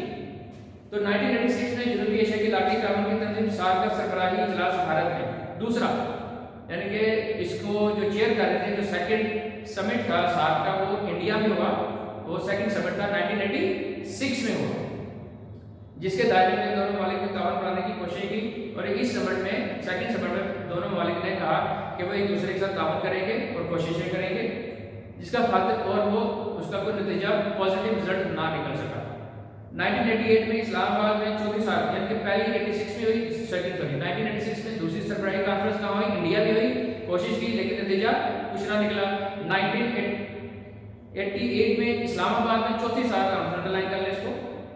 پاکستان اور بھارت کے وزیر اعظم کو موقع ملا، جس میں ایک معاہدہ طے پایا جس کے مطابق دونوں ممالک ایک دوسرے کے جوہری مراکز پر حملہ نہیں کریں گے۔ 1988 میں امپورٹنٹ چیز کو نوٹ کر لیں، 1988 میں جو چوتھی سربراہی سارک کانفرنس کی جو اسلام آباد میں ہوئی، اس میں دونوں ممالک نے ایک چیز پر کنسائز کیا، مطلب ایگری ہوئے، وہ یہ ہوئے کہ دونوں ممالک جو ہیں وہ نہ پاکستان انڈیا کے ایٹمی جو علاقہ ہے جہاں پر وہ اپنے ایٹمی ہتھیار بنا رہا ہے، پاکستان ان کے ایٹمی اڈوں پہ حملہ نہیں کرے گا اور انڈیا ہمارے ایٹمی مراکز پہ حملہ نہیں کرے گا۔ تو 1998 میں چوتھی سارک سربراہی کانفرنس میں دونوں ممالک کے وزیر اعظم نے اس پہ انہوں نے ڈسکس کیا اور معاہدہ بھی کیا، ٹھیک ہے۔ 1990 میں پاکستان اور بھارت کے تعلقات میں بہتری ہے، ٹھیک ہے نا، انڈر لائن کر لیں اس کو۔ باہمی تجارت اور لوگوں کی آمدنی بڑھی، یعنی کہ میوچل جو ٹریڈ تھی باہمی میوچل ٹریڈ آپس کی تجارت تھی وہ بڑی اور لوگوں نے آنا جانا شروع کر دیا، ٹھیک ہے، ویزے لگنے شروع ہو گئے، آسانی سے ویزے لگ جاتے تھے، یہ تعلقات ایک حد سے آگے نہ بڑھ سکے، یعنی یہ بھی ٹو سم ایکسٹینٹ یہ کام ہوا لیکن اس سے زیادہ آگے نہ بڑھ سکے، کیونکہ بھارت مسئلہ کشمیر کا منصفانہ طور پر حل نہیں کرنا چاہتا تھا۔ بھارت شروع سے اس پہ ریٹورنٹ کر رہا ہے، ٹال مٹول پالیسی ہے اس کی۔ پاکستان اب بھی اپنے اس منصفانہ موقع پر قائم ہے کہ مسئلہ کشمیر کو قومی متحدہ کی منظور کی ہوئی قراردادوں کے مطابق مسلم کشمیری کے رائے کے مطابق حل کیا جائے، یعنی کہ 1949 میں یہ کشمیر کا مسئلہ سلامتی کونسل میں گیا، سلامتی کونسل میں ایک قرارداد منظور ہوئی اور ایک قرارداد یہ منظور ہوئی کہ انڈیا جو مسئلہ کشمیر ہے وہ جو مقبوضہ کشمیر کے جو مسلمان ہیں وہ ڈیسائیڈ کریں گے whether they want to live Pakistan اور want to live انڈیا اور whether they live independent، یعنی کہ وہ یا تو انڈیا سے مل جائیں رائے دیں یا پاکستان سے مل جائیں یا آزاد کر لیں۔ تو یہ 1949 میں قرارداد پیش ہو چکی بھی ہے اور یہ سلامتی کونسل میں منظور بھی ہو چکی بھی ہے، لیکن جو انڈیا ہے اس قرارداد کو فالو نہیں کر رہا، اس کی خلاف ورزی کر رہا ہے اور وہاں پر انتخابات نہیں کروا رہا مقبوضہ کشمیر میں، ٹھیک ہے۔ اس کے علاوہ یہ آگرہ کانفرنس، ٹھیک ہے، جو پرویز مشرف صاحب اور انڈیا کے جو تھے واجپئی تھے میرا خیال ہے جو پرائم منسٹر تھے ان کے، ٹھیک ہے، تو ان کے درمیان پرویز مشرف صاحب 14 جولائی اور 17 جولائی 2001 میں پاکستان کے صدر اور بھارت کے وزیر اعظم کے درمیان ایک اپنے نئی پہلی آگرہ کانفرنس ہوئی۔ کب ہوئی؟ 14 سے 17 جولائی میں پاکستان کے صدر انڈیا کے وزیر اعظم کے درمیان اپنی نوعیت کی ون آف دا یونیک ایک کانفرنس ہوئی جسے آگرہ کانفرنس کہتے ہیں، ٹھیک ہے، یہ آگرہ ایک ملک کا شہر کا نام ہے، ٹھیک ہے۔ اس کانفرنس میں 3 روزہ مذاکرات 3 دن مذاکرات ہوتے رہے لیکن اس کا کوئی نتیجہ نہ، تو آگرہ کانفرنس 3 دن ہوئی، 14 سے 17 جولائی تک ہوئی، پاکستان کے صدر اور انڈیا کے پرائم منسٹر نے اس میں شرکت کی، 3 دن مذاکرات ہوئے لیکن بغیر کسی نتیجے کے یہ کانفرنس ختم ہو گئی۔ جنوری 2000 میں اسلام آباد میں مرکز آنے والی ساک کانفرنس کے دوران صدر پاکستان اور بھارتی وزیر اعظم کے درمیان مذاکرات میں کئی سمجھوتے طے پائے۔ اسی طرح 2013 میں قومی متحدہ کی جنرل اسمبلی کے اجلاس کے موقع پر بھی پاکستان اور بھارت کے درمیان ملاقات ہوئی اور مذاکرات ہوئے، لیکن 2013 میں بھی قومی متحدہ میں جنرل اسمبلی کے اجلاس میں پاکستان اور انڈیا کے وزیر اعظم واپس ملے لیکن اس میں بھی کوئی زیادہ پیش رفت نہ ہو سکی، معاملات آگے نہ بڑھ سکے۔ اب کرتارپور راہداری منصوبے سے پاک بھارت تعلقات میں بہتری کی، کیونکہ پاکستان نے ابھی ریسنٹلی کرتار سنگھ جو ہے وہ سکھوں کا بہت جو ہے وہ ہولی پلیس ہے، تو پاکستان نے وہ 10 ارب روپے سے اس کی وہ راہداری بنائی، اس کو رینوویٹ بھی کیا، ٹھیک ہے، اور سکھوں کی آمد وغیرہ جو وہ آتے ہیں، تو امید کی جا سکتی ہے کہ اس راہداری کے ایک گڈ جسٹر پاکستان نے دیا ہے کہ شاید کچھ معاملہ ٹھیک ہو جائے، بہتر ہو جائے، ٹھیک ہو گیا بیٹا۔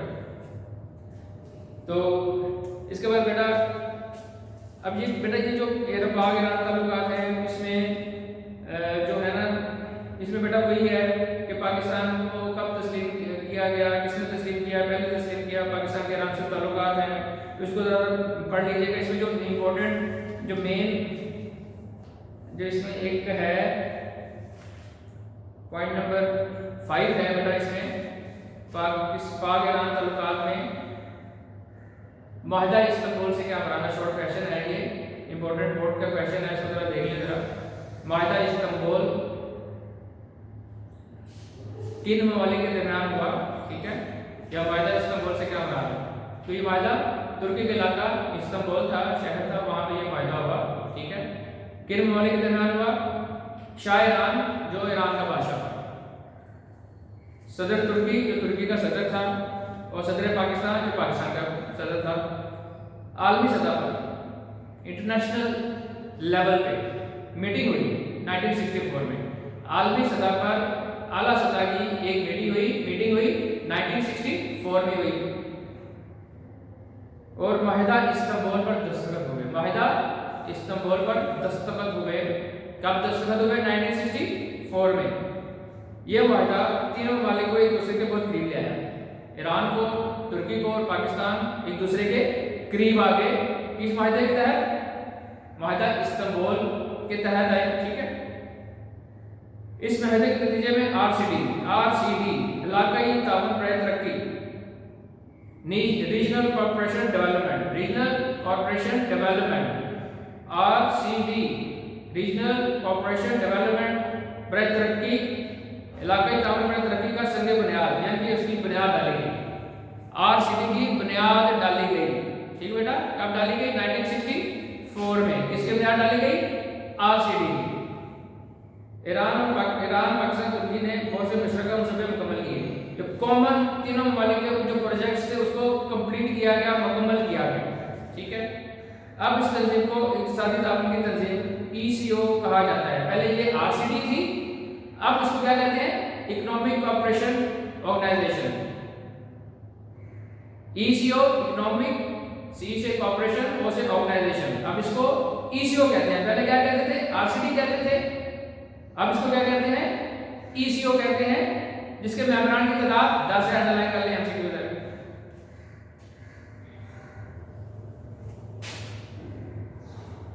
اچھا بیٹا یہ معاہدہ استنبول ہو گیا، کلیئر ہو گیا بیٹا یہ۔ اب بیٹا پاک افغانستان تعلقات ہیں، اہمیت۔ افغانستان پڑوسی اسلامی اور ایشیائی ملک ہے، ایک پڑوسی ملک بھی ہے، اسلامی ملک بھی ہے اور ایشین کنٹری بھی ہے۔ دونوں ممالک کے درمیان قدیم پرانے تہذیبی کلچرل تعلقات ہیں، ٹھیک ہے۔ تاریخی ہسٹوریکل تعلقات بھی ہیں، ثقافتی جو ہے وہ جو پاکستان کی جو کلچرل تعلقات وہ بھی ان کے ساتھ ہیں، نسلی ریسزم جو ہے ریسیس جو تعلقات ہیں وہ بھی ان کے ساتھ ہیں، اور جغرافیائی فزیکلی بھی جو ان کے ساتھ تعلقات قائم ہیں، ٹھیک ہے۔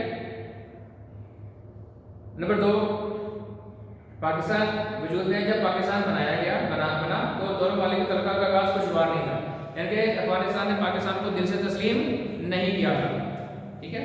افغانستان نے پاکستان کو بڑی دیر سے تسلیم کیا، پاکستان نے پاکستان کو بڑی دیر سے تسلیم کیا، اور فروری 1948 میں سفارتی تعلقات کے پاکستان اور افغانستان کے سفارتی تعلقات کی ابتدا کب ہوئی؟ 1948 میں ہوئی، یعنی کہ فورن لیول پہ جو ریلیشنز پاکستان اور افغانستان کے قائم ہوئے 1948 میں قائم ہوئے۔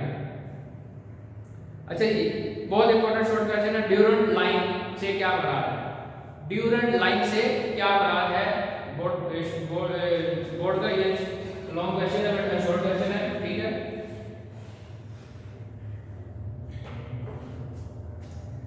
برطانوی ہند، برٹش انڈیا، برطانوی ہند سے کیا مراد ہے؟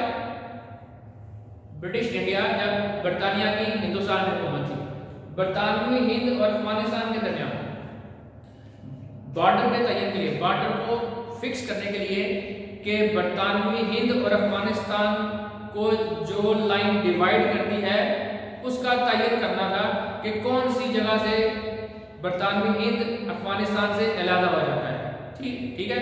تو بارڈر کے تعین کے مسئلے کو ہمیشہ کے لیے حل کر دیا گیا، ہمیشہ کے لیے حل کرنے کے لیے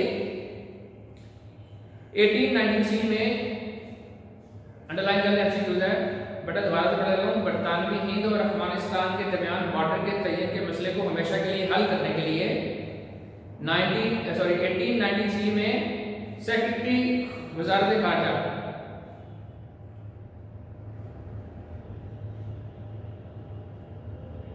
حکومت ہند سر ڈیورنٹ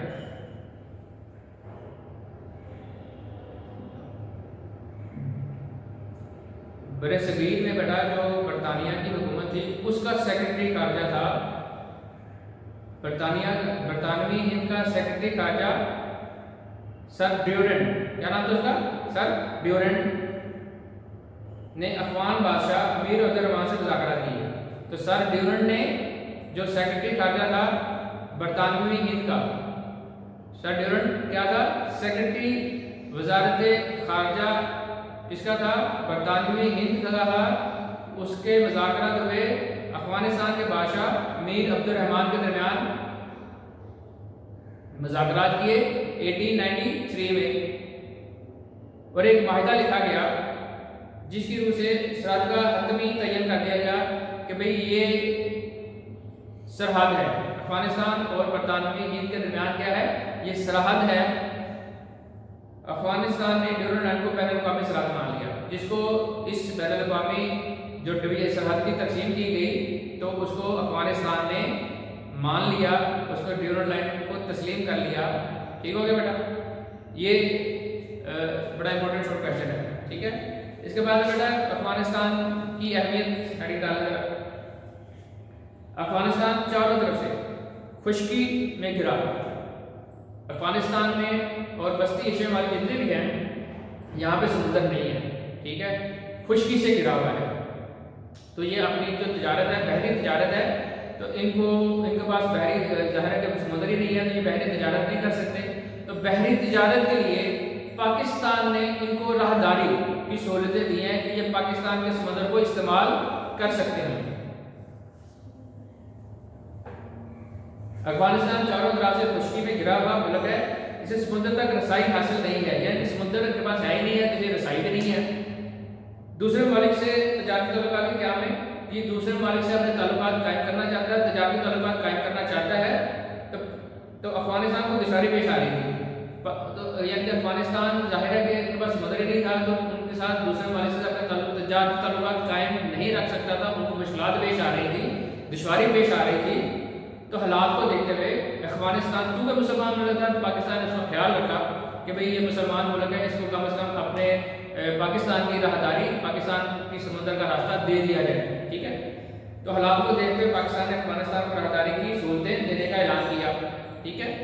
تو کراچی کی بندرگاہ سے سامان لانے لے جانے کی اجازت دے گی، یعنی کہ افغانستان کا جو سامان ہے پہلے کراچی آتا ہے، ٹھیک ہے، اور کراچی سے پھر وہ بڑے بڑے جو ٹرک ہوتے ہیں، بڑے بڑے جو ٹرالر ہوتے ہیں، ٹھیک ہے، وہاں پر ان سامان کو لوڈ کیا جاتا ہے، پھر وہ سڑک کے ذریعے وہ کراچی سے لاہور آتے ہیں، لاہور سے پھر یہ افغانستان کے علاقوں میں پشاور سے ہوتے ہوئے افغانستان پہنچا دیا جاتا ہے، ٹھیک ہے نا۔ تو کراچی کی بندرگاہ سے سامان لانے لے جانے کی اجازت دے دی گئی ہے۔ اسی طرح سے فوجی انقلاب، افغانستان میں فوجی انقلاب،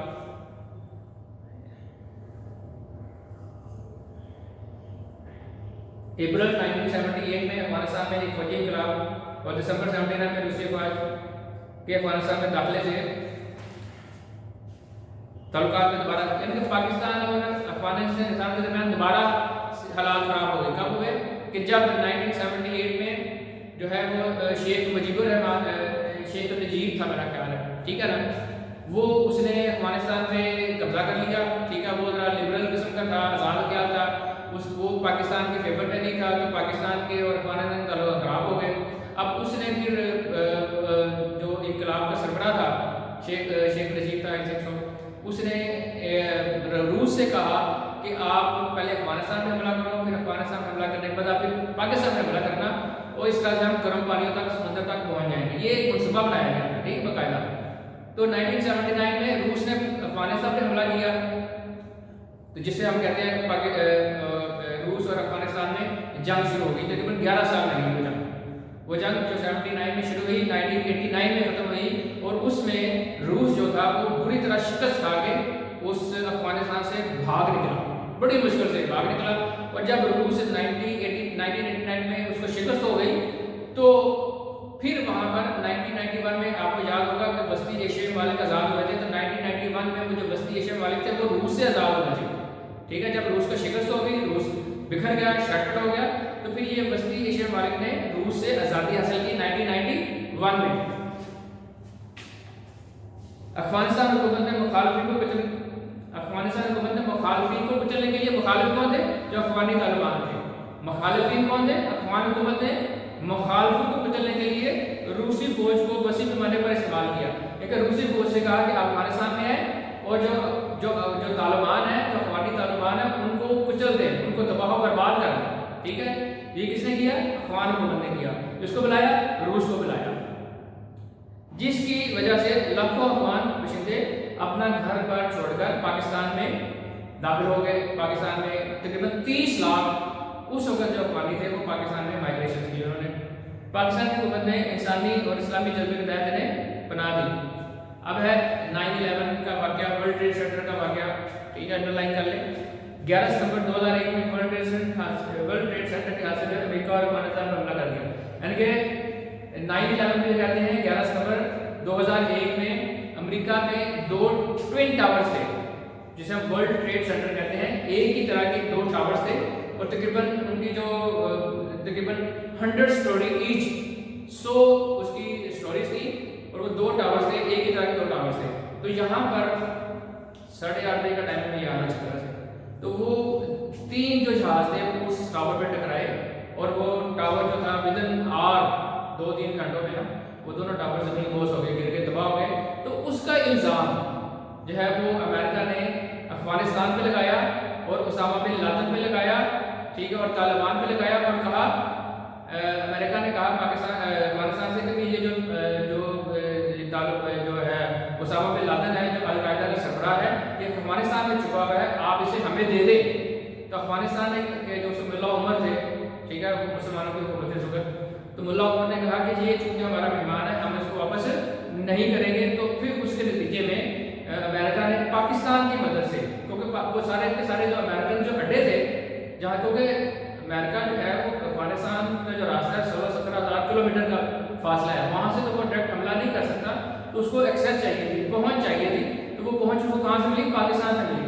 پاکستان تو اس نے 3-4 اڈے حاصل کیے, اس میں بستی کا اڈا تھا, جیک آباد کا ایک اڈا تھا, تو 3-4 اڈے تھے جہاں سے وہ بیٹھ کے افغانستان پہ حملہ کرتا تھا, ٹھیک ہے.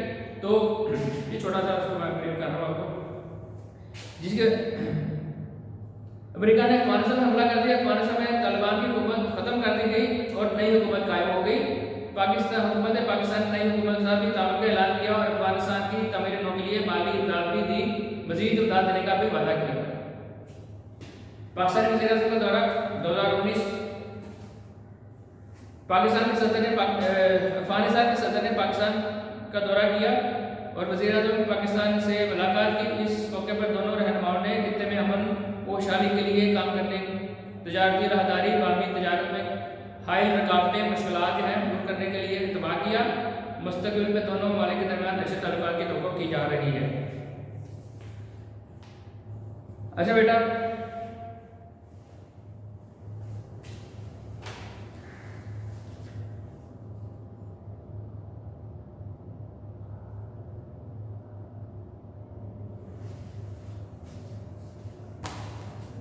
اس کے بعد کافی سارے امپورٹنٹ ٹاپکس ہیں جو اس میں آپ نے اس کو دیکھ لیجیے. میں اس کو میں ویسے آپ کو بتانے لگا ہوں, اس کو آپ نے یاد کرنا ہے. ایک تو ہے مسئلہ کشمیر, ابتدا اور ارتقاء. مسئلہ کشمیر کب شروع ہوا اور مسئلہ کشمیر جو سلامتی کونسل میں کب پہنچا. 1948 میں جو جنگ ہوئی اس میں وہ انڈیا کو شکست ہونا شروع ہوئی تو وہ بھاگا بھاگا سلامتی کونسل چلا گیا. سلامتی کونسل میں میرا خیال ہے کہ 1 جنوری 1949 میں یہ مسئلہ سلامتی کونسل میں گیا. سلامتی کونسل میں دونوں انڈیا نے کہا کہ جی جنگ کو بند کر دیا جائے, ٹھیک ہے, تو وہ پاکستان سے پوچھا گیا, پاکستان نے بھی کہا ٹھیک ہے جنگ بند کر دی جائے اور وہ 1949 میں جنگ بند ہو گئی, جنگ بندی ہو گئی. اس میں یہ طے پایا کہ جو انڈیا ہے اور پاکستان ہے یہ اقوام متحدہ کی قراردادوں کے مطابق استعمال کریں گے. وہ اقوام متحدہ کی قراردادیں یہ تھی کہ جو کشمیری عوام ہے ان کی رائے لی جائے گی, ان سے پوچھا جائے گا, وہ ووٹ دیں گے کہ وہ فیصلہ کریں گے انہوں نے کس کے ساتھ رہنا ہے, ٹھیک ہے. اور انتخابات ہوں گے, لیکن جو ہے وہ انڈیا جو تھا وہ اس معاملے پہ اڑا ہوا ہے. وہ سلامتی کونسل کی جو قراردادیں ہیں ان پہ وہ عمل درآمد نہیں کر رہا, جس کی وجہ سے اسٹیٹ یہ مسئلہ پینڈنگ ہے, ٹھیک ہو گیا. اور بھارت جو ہے وہ جو پالیسی ہے وہ شروع سے یہ پالیسی ہے, وہ ٹال ٹول پالیسی ہے. اسے پتہ ہے, کوشش شروع میں اقوام متحدہ نے کوشش کی کہ اس مسئلے کو حل کیا جا سکے, لیکن بھارت جو ہے اس مسئلے شروع سے سنجیدہ ہی نہیں تھا. تو وہ جو ہے وہ ٹال ٹول پالیسی اس مسئلے کو ڈیلے کرتا رہا. اسے پتہ تھا کہ اگر الیکشن کروائے گئے, کشمیر عوام سے رائے لی گئی تو وہ کبھی بھی بھارت کا ساتھ نہیں دیں گے, انہوں نے پاکستان کے ساتھ ملنا ہے, آگے آزاد ہو جائیں گے.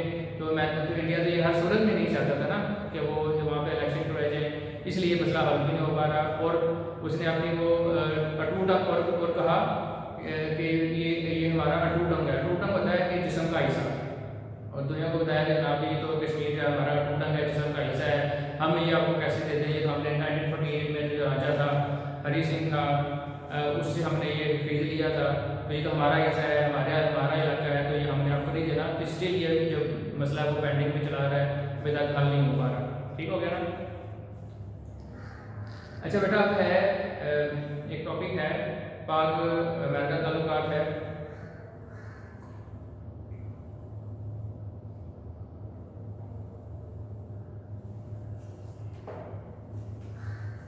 وہ امپورٹنٹ لانگ کویشچن بھی ہے آپ کا بورڈ کا, تو میں کہتا ہوں اس کو تھوڑا سا ریویو کروا دوں میں آپ کو.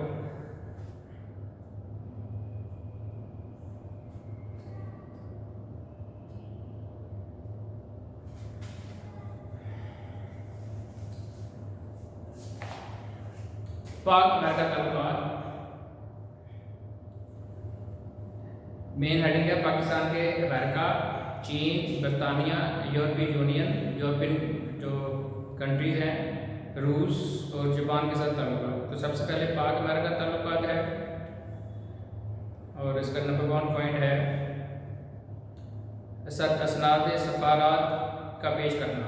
اسناد سفارات کا پیش کرنا بیٹا, اسناد سفارات ہوتی ہیں کہ امریکن جو ایمبیسڈر تھا یا سفیر تھا اس کی اپوائنٹ, جب بھی کوئی ملک آزاد ہوتا ہے تو آزاد ملک میں ہر جو ملک ہے اپنا ایک نمائندہ ایمبیسڈر کی صورت میں اس ملک میں بھیجتا ہے.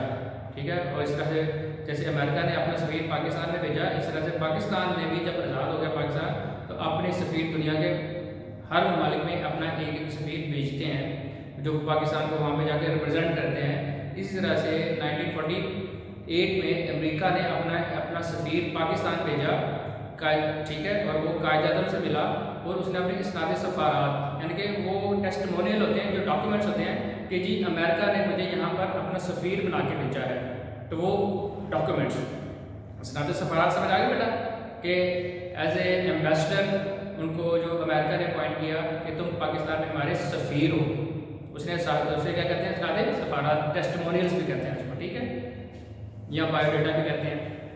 تو 1948 میں قائد اعظم کی خدمت میں اپنی اسناد سفارات پیش کی, کس نے, امریکی سفیر نے. ٹھیک ہے, ایمبیسڈر نے.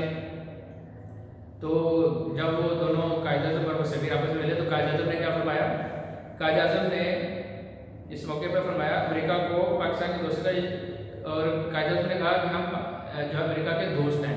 قائد اعظم نے کہا یقین دلایا امریکہ کو کہ ہم امریکہ کے دوست ہیں اور ہم تمام آزاد اقوام سے اور جتنے بھی جو انڈیپینڈنٹ آزاد ملک ہیں, آزاد قومیں ہیں, اس سے دوستی اور خیر سگالی کے امیدوار ہیں. ہم سے دوستی بھی چاہتے ہیں اور ہم ان کو ویلکم جسچر بھی دیا ہے, ہم ان کے ساتھ خیر سگالی کے امیدوار بھی ہیں, اس سے تعلقات قائم کرنا چاہتے ہیں. تو یہ نمبر 1 پوائنٹ ہو گیا. ٹھیک ہے, اسناد سفارت کا پیش کرنا, کس نے پیش کی, امریکی سفیر نے. کس نے اپوائنٹ کیا, امریکہ نے اپوائنٹ کیا. اور قائد اعظم نے کہا فرمایا کہ ہم امریکہ کو دوستی کا یقین دلایا اور کہا کہ ہم تمام لوگوں سے, تمام ممالک سے دوستی بھی کرنا چاہتے ہیں اور خیر سگالی کے امیدوار بھی ہیں. ٹھیک ہو گیا. اس کے بعد ہے پاکستانی صدر کا دورہ امریکہ, پاکستانی وزیر اعظم دورہ امریکہ. تو 1950 میں 1950 میں, ٹھیک ہے بیٹا, امریکی صدر, اس وقت جو امریکہ کے صدر تھے اس کا نام تھا ٹرومین, انہوں نے پاکستان کے وزیر اعظم کو دعوت دی کہ آپ امریکہ کا دورہ کریں. تو 1950 میں وزیر اعظم لیاقت علی خان نے امریکہ کا دورہ کیا. انڈرلائن کر لیں, ایم سی کیو ہے.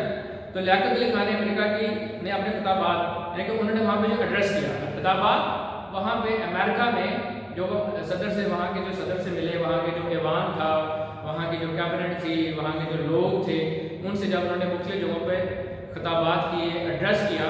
ٹھیک ہے, تو انہوں نے کیا کہا, پاکستان کے قیام کے مقصد بیان کرنے کے علاوہ کہ بھی پاکستان کیوں قائم کیا گیا ہے, پاکستان بنانے کا مقصد کیا تھا, پاکستان بنانے کی وجہ کیا تھی, اس کے بارے میں انہوں نے بتایا امریکن صدر کو.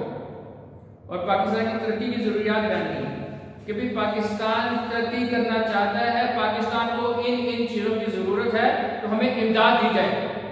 ٹھیک ہے, کیا پاکستان کی ترقی کی ضروریات کہ پاکستان نے ترقی کرنی ہے, پاکستان کو یہ چیز چاہیے, اور پاکستان کیونکہ نیا نیا آزاد ہوا ہے تو یہ چیزیں پاکستان کے پاس نہیں ہے, یہ ٹیکنالوجی پاکستان کے پاس نہیں ہے, پاکستان کے پاس پیسے نہیں ہے, آپ ہماری امداد کریں. ٹھیک ہے,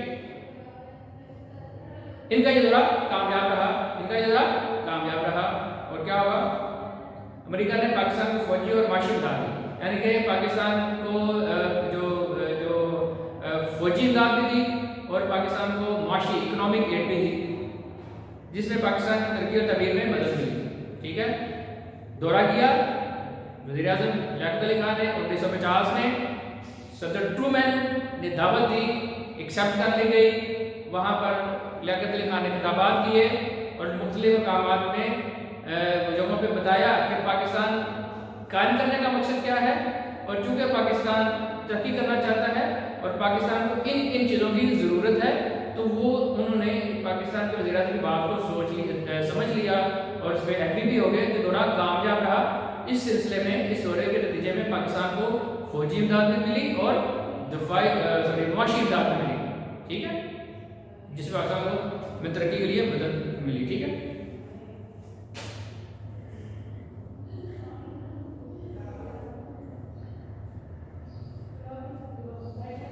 ایٹمی ریئیکٹروں کی تعمیر، ایٹمی ریئیکٹروں کی تعمیر کے ڈیزائن، تو 1955 میں امریکہ اور پاکستان کے نمائندوں کے درمیان، یعنی کہ امریکہ اور پاکستان کے جو سائنٹسٹ تھے، نمائندوں سے یہاں کیا مراد ہے، پاکستان اور امریکہ کے جو سائنٹسٹ تھے جن کا نیوکلیئر سائنس سے تعلق تھا، ان کے درمیان معاہدے ہوئے، کوئی باتیں شاتیں ہوئی، کوئی مذاکرات ہوئے، کوئی معاہدے ہوئے۔ کیا ہوا کہ 1955 میں انڈر لائن کر لیں اس کو، پاکستان کے امریکہ اور پاکستان کے نمائندوں کے درمیان تعاون کے سمجھوتے پر دستخط ہوئے۔ کون سا تعاون کرنا تھا، کوآپریشن کرنا تھا، کون سے تعاون پہ دستخط ہوئے، وہ یہ تھے جس کے تحت امریکہ نے پاکستان کے ساتھ ریئیکٹروں کی تعمیر، ریئیکٹر ہوتا ہے بیٹا جہاں پر ایٹم بم بنایا جا سکتا ہے، وہ مشینیں ہوتی ہیں جہاں پر ایٹم بم کو انیشیٹ کیا جاتا ہے، وہاں پر ایٹم بم بنانے کا پروسیس کیا جاتا ہے۔ تو ایٹمی ریئیکٹروں کی تعمیر کا ڈیزائن، کہ بھی آپ ایٹمی ریئیکٹروں کی تعمیر کر سکتے ہیں، ان کا ڈیزائن بنا سکتے ہیں، اور دیگر امور کچھ حقوق، رائٹس دیے، کیونکہ یہ پاکستان امریکہ کی منظوری کے بغیر ایٹمی ریئیکٹروں کا ڈیزائن نہیں بنا سکتا تھا، تو وہ کس نے اجازت دی، امریکہ نے اجازت دی، امریکہ نے وہ رائٹس پاکستان کو دیے کہ وہ ایٹمی ریئیکٹروں کے ڈیزائن بنا سکتے ہیں، اور کچھ اور حقوق بھی عطا کیے کہ آپ ساتھ میں یہ کام بھی کر سکتے ہیں۔ یہ کب ہوا 1955 میں۔ اس کے بعد ہے جی پاکستان، صدر پاکستان محمد ایوب خان نے صدر ایوب خان کا دورہ امریکہ، لکھ لیں، صدر پاکستان ایوب خان کا دورہ امریکہ، تو 1961 میں جولائی 1961 انڈر لائن کر لیں اس کو، جولائی 1961 میں صدر پاکستان محمد ایوب نے امریکہ کا 5 روزہ سرکاری دورہ کیا، یعنی کہ یہ اپنا ذاتی دورے پہ نہیں گئے، یہ آفیشلی امریکہ نے پاکستان کے صدر ایوب خان کو دعوت دی کہ آپ امریکہ آئیں آفیشلی، تو آفیشلی سے مراد ہے کہ سرکاری طور پر، تو سرکاری دورے کی دعوت دی۔ یہ 5 روزہ تھا، یہ جو دورہ تھا کتنے دنوں کے لیے تھا، 5 دنوں کے لیے تھا، اور یہ کب ہوا 1961 میں جولائی میں، ٹھیک ہے۔ انہوں نے امریکی صدر، اس وقت جو امریکہ کے صدر تھے اس کا نام کینیڈی تھا، 1950 میں امریکہ کے صدر کا نام تھا ٹرومین، 1961 میں امریکہ کے صدر نام تھا صدر جان ایف کینیڈی، ٹھیک ہے، یہاں پہ صرف کینیڈی لکھا ہوا ہے، ٹھیک ہے۔ تو کینیڈی سے بات چیت کی، کس نے بات چیت کی، ایوب خان نے بات چیت کی، اور کیا چیزیں ڈسکس ہوئی، اہم جو چیزیں ڈسکس ہوئی، اہم پہلوؤں پہ جو ڈسکشن ہوئی، ان میں سب سے پہلے مسئلہ کشمیر سے انڈر لائن کر لیں اس کو، مسئلہ کشمیر کی صدر پاکستان کو موقع بتایا، اور یعنی کہ وزیر اعظم لیاقت علی خان نے مسئلہ کشمیر پہ اپنا موقف بتایا کہ پاکستان جو ہے مسئلہ کشمیر پہ کس طرح سے اسٹینڈ لے رہا ہے، ٹھیک ہے۔ اور دورے کے اختتام پر جاری ہونے والے مشترکہ اعلامیہ، انڈر لائن کر لیں، کامن ڈیکلیریشن، مشترکہ اعلامیہ، کامن ڈیکلیریشن، دونوں نے مل کر ایک اعلان کیا، مشترکہ اعلامیہ، کامن ڈیکلیریشن، دونوں نے مل کر، دونوں جو پاکستان کے وزیر صدر تھے اور جو امریکہ کے صدر تھے، انہوں نے مشترکہ اعلامیہ جسے ہم کامن ڈیکلیریشن کہتے ہیں،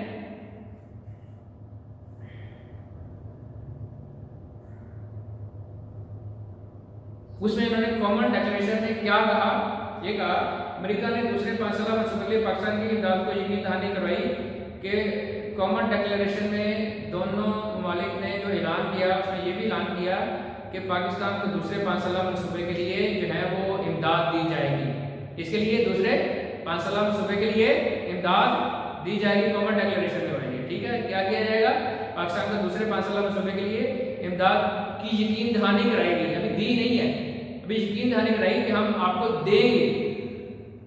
نیز ساتھ میں یہ بھی کہا امریکہ کے حوالی ممالک کو بھی پاکستان کو امداد دینے پر آمادہ کیا جائے۔ حوالی ممالک کہ امریکہ کے دوست ممالک، حوالی ممالک سے کیا مراد ہے؟ امریکہ کے دوست ممالک۔ تو یہ بھی کہا کہ امریکہ کے جو دوست ممالک ہیں حوالی ممالک، امریکہ ان کو بھی کہے گا، ان حوالی ممالک سے بھی کہے گا کہ پاکستان کی امداد کرے گا، ٹھیک ہے، آمادہ کیا جائے گا، ٹھیک ہے۔ امریکہ نے پاکستان کی فوجی اقتصادی امداد کی بات یہ کہ، اور امریکہ نے یہ بھی کہا کہ پاکستان جو ہے وہ امریکہ پاکستان کو فوجی امداد بھی دے گا اور اقتصادی امداد بھی دے گا، دہرایا، ریپیٹ کیا، فوجی امداد بھی دے گا اور اقتصادی امداد کو دہرایا، ریپیٹ کیا۔ اور اسی 1961 میں ایک اور بڑا اہم واقعہ ہوا کہ وہ جو ڈیورنٹ لائن 1893 میں برٹش انڈیا اور افغانستان کے درمیان امیر عبدالرحمان اور جسا ڈیورنٹ کے درمیان ہوئی تھی، امریکہ نے اس کو بین الاقوامی سرحد مان لیا، ڈیورنٹ لائن کو بین الاقوامی سرحد مان لیا، کس نے؟ امریکہ نے۔ تو امریکہ نے افغانستان اور پاکستان کے درمیان سرحد ڈیورنٹ لائن کو تسلیم کر لیا۔ امریکہ اب چونکہ پاکستان آزاد ہو گیا ہوا ہے، ٹھیک ہے، تو وہ جو افغانستان اور جو مغربی پاکستان کی جو سرحدیں آپس میں ملتی ہیں، اب وہ افغانستان اور پاکستان کی سرحد ہو گئی، ٹھیک ہے۔ پہلے وہ برطانوی ہند اور افغانستان کے درمیان تھی، لیکن جب پاکستان آزاد ہو گیا اور پاکستان کے علاقے جو مغربی پاکستان ہے، ویسٹ پاکستان ہے، وہ اس کی سرحد اور جو افغانستان کی سرحد آپس میں مل گئی، اب اس کو کیا کہتے ہیں؟ پاکستان اور بنگلہ دیش افغانستان کی سرحد کو ڈیورنٹ لائن کہتے ہیں، اور امریکہ نے بھی اس سرحد کو تسلیم کر لیا، انٹرنیشنل باؤنڈری لائن تسلیم کر لی، ٹھیک ہو گیا۔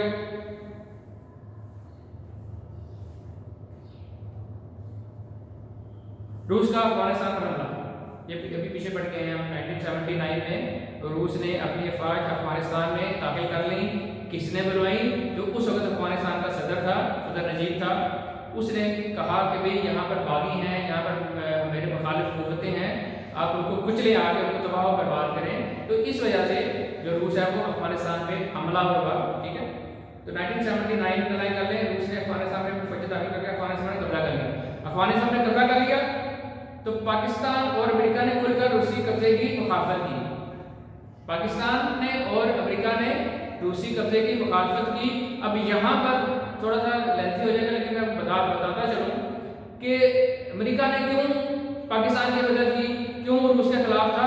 کیونکہ روس اور امریکہ کی ایک کولڈ وار جاری تھی، سرد جنگ جاری تھی کہ دنیا میں کون سا ملک طاقتور ہوگا، کون سا ملک قبضہ کرنا پوری دنیا پر رول کرے گا، ٹھیک ہے نا۔ تو اب روس نے وہاں پر جب حملہ کیا تو امریکہ کو چانس مل گیا کہ اب میں روس کو یہاں پہ تباہ کر سکتا ہوں، برباد کر سکتا ہوں۔ تو اس نے کھل کر، پاکستان نے اور امریکہ نے روس کی مخالفت کی، حملے کی مخالفت کی، اور امریکہ نے اس وقت جتنا بھی اسلحہ دیا، جتنا بھی پیسہ دیا، پاکستان کی آرمی پلس افغان جو طالبان تھے انہوں نے مل کر جہاد کیا امریکہ کے اسلحے کی مدد سے، اور 11 سال یہ جنگ جاری رہی، اور الٹیمیٹلی روس کو اس میں شکست ہو گئی، ٹھیک ہے۔ اور روس نے 1989 میں اپنی افواج جو ہے وہ افغانستان سے واپس بھجوا لی، اور امریکہ اور روس نے شکست تسلیم کر لی، ٹھیک ہے۔ تو 1979 میں روس نے افغانستان میں اپنی فوج داخل کر کے افغانستان میں قبضہ کر لیا۔ پاکستان اور امریکہ نے کھل کر روسی قبضے کی مخالفت کی۔ پاکستان اور امریکہ اور دیگر مغربی ممالک نے یعنی کہ دیگر مغربی ممالک بھی روس کے خلاف تھے، تو انہوں نے بھی افغانیوں کی مدد کی۔ پاک امریکہ مشترکہ پالیسی کے لحاظ سے پاکستان اور امریکہ کی جو کامن پالیسی تھی، جنگ میں روس کو ناکامی ہوئی اور وہ افغانستان سے اپنی فوج نکالنے پر مجبور ہو گیا۔ کب نکالی؟ 1989 میں، اپریل 1989 میں روس نے اپنی فوجیں افغانستان سے نکال لی۔ آگے جی، جنرل ضیاء الحق کا دورہ امریکہ، جنرل محمد ضیاء الحق کا دورہ امریکہ 1982، ضیاء الحق نے 1982 میں امریکہ کا دورہ کیا، اور اس وقت کے جو صدر تھے صدر ریگن تھے۔ اب 3 صدر آ گئے، ٹھیک ہے۔ پہلا صدر 1950 میں ٹرومین، دوسرا صدر 1961 میں صدر جان ایف کینیڈی، تیسرا صدر جو 1982 میں آیا وہ صدر ریگن، ٹھیک ہے۔ تو صدر ریگن کے دور میں جنرل محمد ضیاء الحق نے دورہ کیا، صدر کینیڈی کے دور میں جنرل ایوب نے دورہ کیا، اور صدر ٹرومین کے دور میں لیاقت علی خان نے دورہ کیا، ٹھیک ہے۔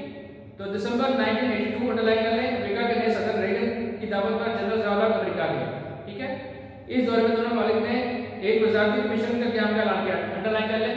ٹھیک ہے, وزارتی کمیشن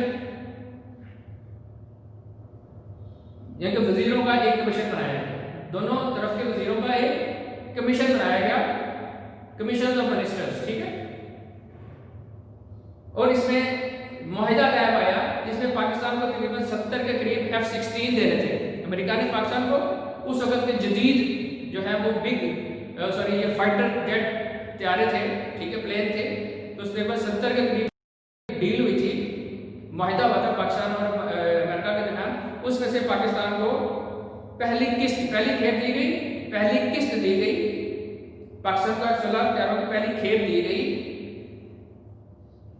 1982 میں. جب یہ دیکھا امریکہ نے پاکستان کو F-16 دیا تو بھارت میں کھلبلی مچ گئی, یہ کیا ہو گیا, تو بھارت کا کیا ریئیکشن تھا. تو اس جواب میں بھارت نے 1983 میں روس سے بھی ایک معاہدہ کر لیا. بھارت نے روس سے 1983 میں ایک معاہدہ کر لیا. روس نے بھارت کو جدید اسلحہ دیا.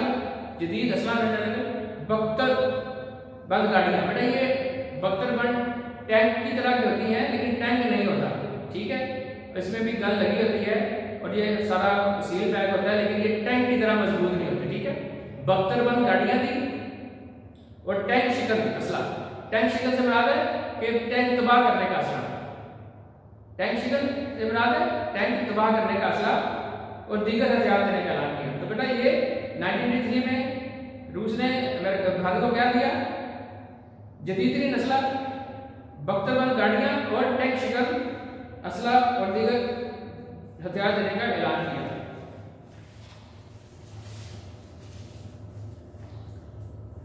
اس کے بعد بیٹا